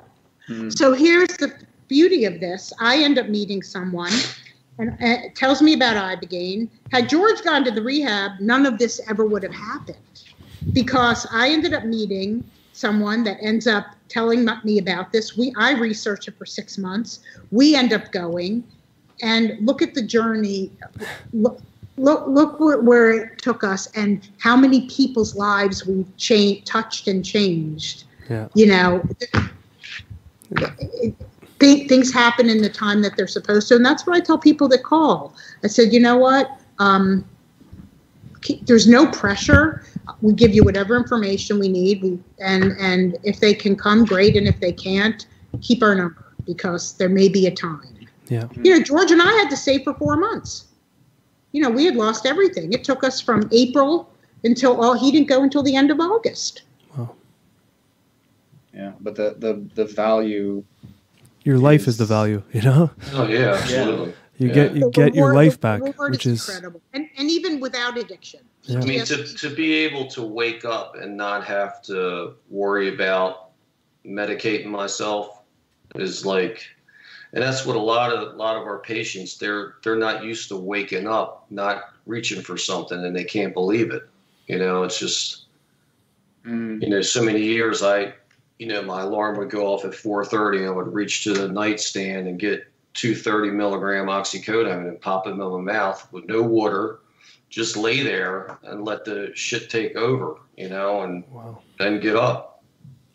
Wow. You said the words, like, and they don't believe it. Like, I feel like that is the biggest thing that you guys can offer, that Ibogaine can offer, is like a fucking different, like a new paradigm. Yeah. Like, these people have It's a shift. You're living in a kind of hopelessness, and then you see this, like, again, like we're saying, like, kind of miracle drug, and then it gives you your life back into your hands. Like, you're literally, like, not a slave anymore. Like, you're totally a slave until you do something like this, because you nothing else. You don't think about anything first except where's the strip, where's the pill, where's whatever. That's the first thing that pops into your head. Yeah, someone once told me all addicts are soldiers. Like, there's some kind of blind, like, drive. You're trained, like, but your general is like the pills or the bottle. No, you're working for him. That's it. Yeah. That's it. And that struck me, because it's like this capacity for humans to be so driven and so powerful, all of that funneled into this, like, self-satisfying, like, vicious cycle that could lead to death, that could hurt you. It's so tragic. And I mean, getting that back, getting out of that cycle, priceless. No one can argue. 100%, yeah. And until they get there, I mean, even the next day after treatment, you'll say, "You okay? You thinking about anything?" Like, that is the biggest aha moment for these people, that, oh my God, I don't need that. The time that these addicts spend making sure they have enough, making sure it's there, making sure they're dealing, whatever it is, all that time's freed. It's just, they just, that unlocks a whole new world for them. Yeah. And witnessing it is, and then when you send them home and these people call and say, they can't even believe how different the person is, because you become accustomed to that's the norm of how they act, that's who they are. I think that in a week or 10 days, you can do a 180. It's unbelievable. That's incredible. What do you say? Right, George? Yes. Yes, wife. Honestly. Well, I mean. Sorry, Sammy, yeah? Please. No, go for it, man. No, go. I'm all good. What? I was just... No, I forgot I was going I was just honestly saying that, that's just a beautiful way to put a... I don't even know how to end this conversation because I just want to keep going. I think we can go for another... I'm ready to go for another few hours, but respecting all... We can do it again. Absolutely. Just to respect all of our times. You've really opened my eyes to looking at... I've already been open to reading about ibogaine and all that stuff, but seeing it from the perspective of facilitators who really honor the medicine is so beautiful to see, and to see the process and to hear the stories. It's just, it's a shame, but I believe that this will get out there and people will start looking into ibogaine and understanding what this really is. And it's not a Schedule 1 category drug. It's the opposite of that. Wow, it's such a shame. You know? And let me just say this. George and I never claimed to be, we're not therapists, we're not doctors, we're not nurses. We are two people that ibogaine changed both of our lives and sent us on a different path to help people. Yeah. I will tell you that we do help people. We don't offer therapy here because this is a time of introspection and reflection. What we discovered in that is that most people, the stuff that comes up, they need more than just a therapist here. So we'll help them find therapy back home, meet with a therapist. Sometimes they'll do one-on-ones over the phone here before they go home. So we do things like that. But what we say is that we just have we have a major in ibogaine and a minor in caring, or vice versa, helping people change their lives. That's beautiful. And it's really rewarding. And we would love you guys to listen. The best way for you to really get it, come on down. I'm so in. I'm so Come in. on. This is my next project. Like I've never had something like call me so strongly in my life. Like this is really fascinating. And honestly, like I don't want to sound cheesy, but like I am honored to be any kind of part of propagating this information or giving you guys, like extending your voice in any way. Thank you. Thank you. But you need to, that'll be the next time we meet, is after you come and do it. Then we can do another podcast so that you can share. Then we'll have the shamans come down then. We could do that as well. We offer that sometimes, but they've done that. I think for them to experience ibogaine. I love it. Yeah. I'm in. I'm sold. I'll see you you guys soon. You have our number. That's it. Well, is there anything else you guys want to touch on or anything before we wrap it up? I think we pretty much covered everything. I think we did too. I just think that we're here.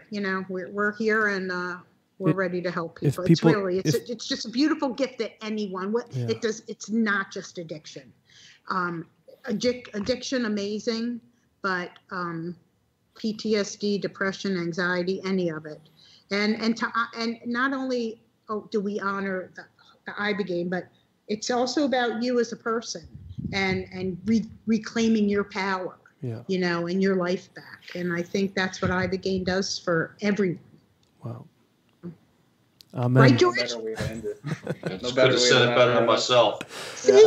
You guys, thank you for coming in. This was a beautiful podcast. Thank you. It was great. This was really, really nice. Yeah. We will talk to you soon. Yes. Thanks for All right, everything. take Take care. Have a good one. Bye, guys.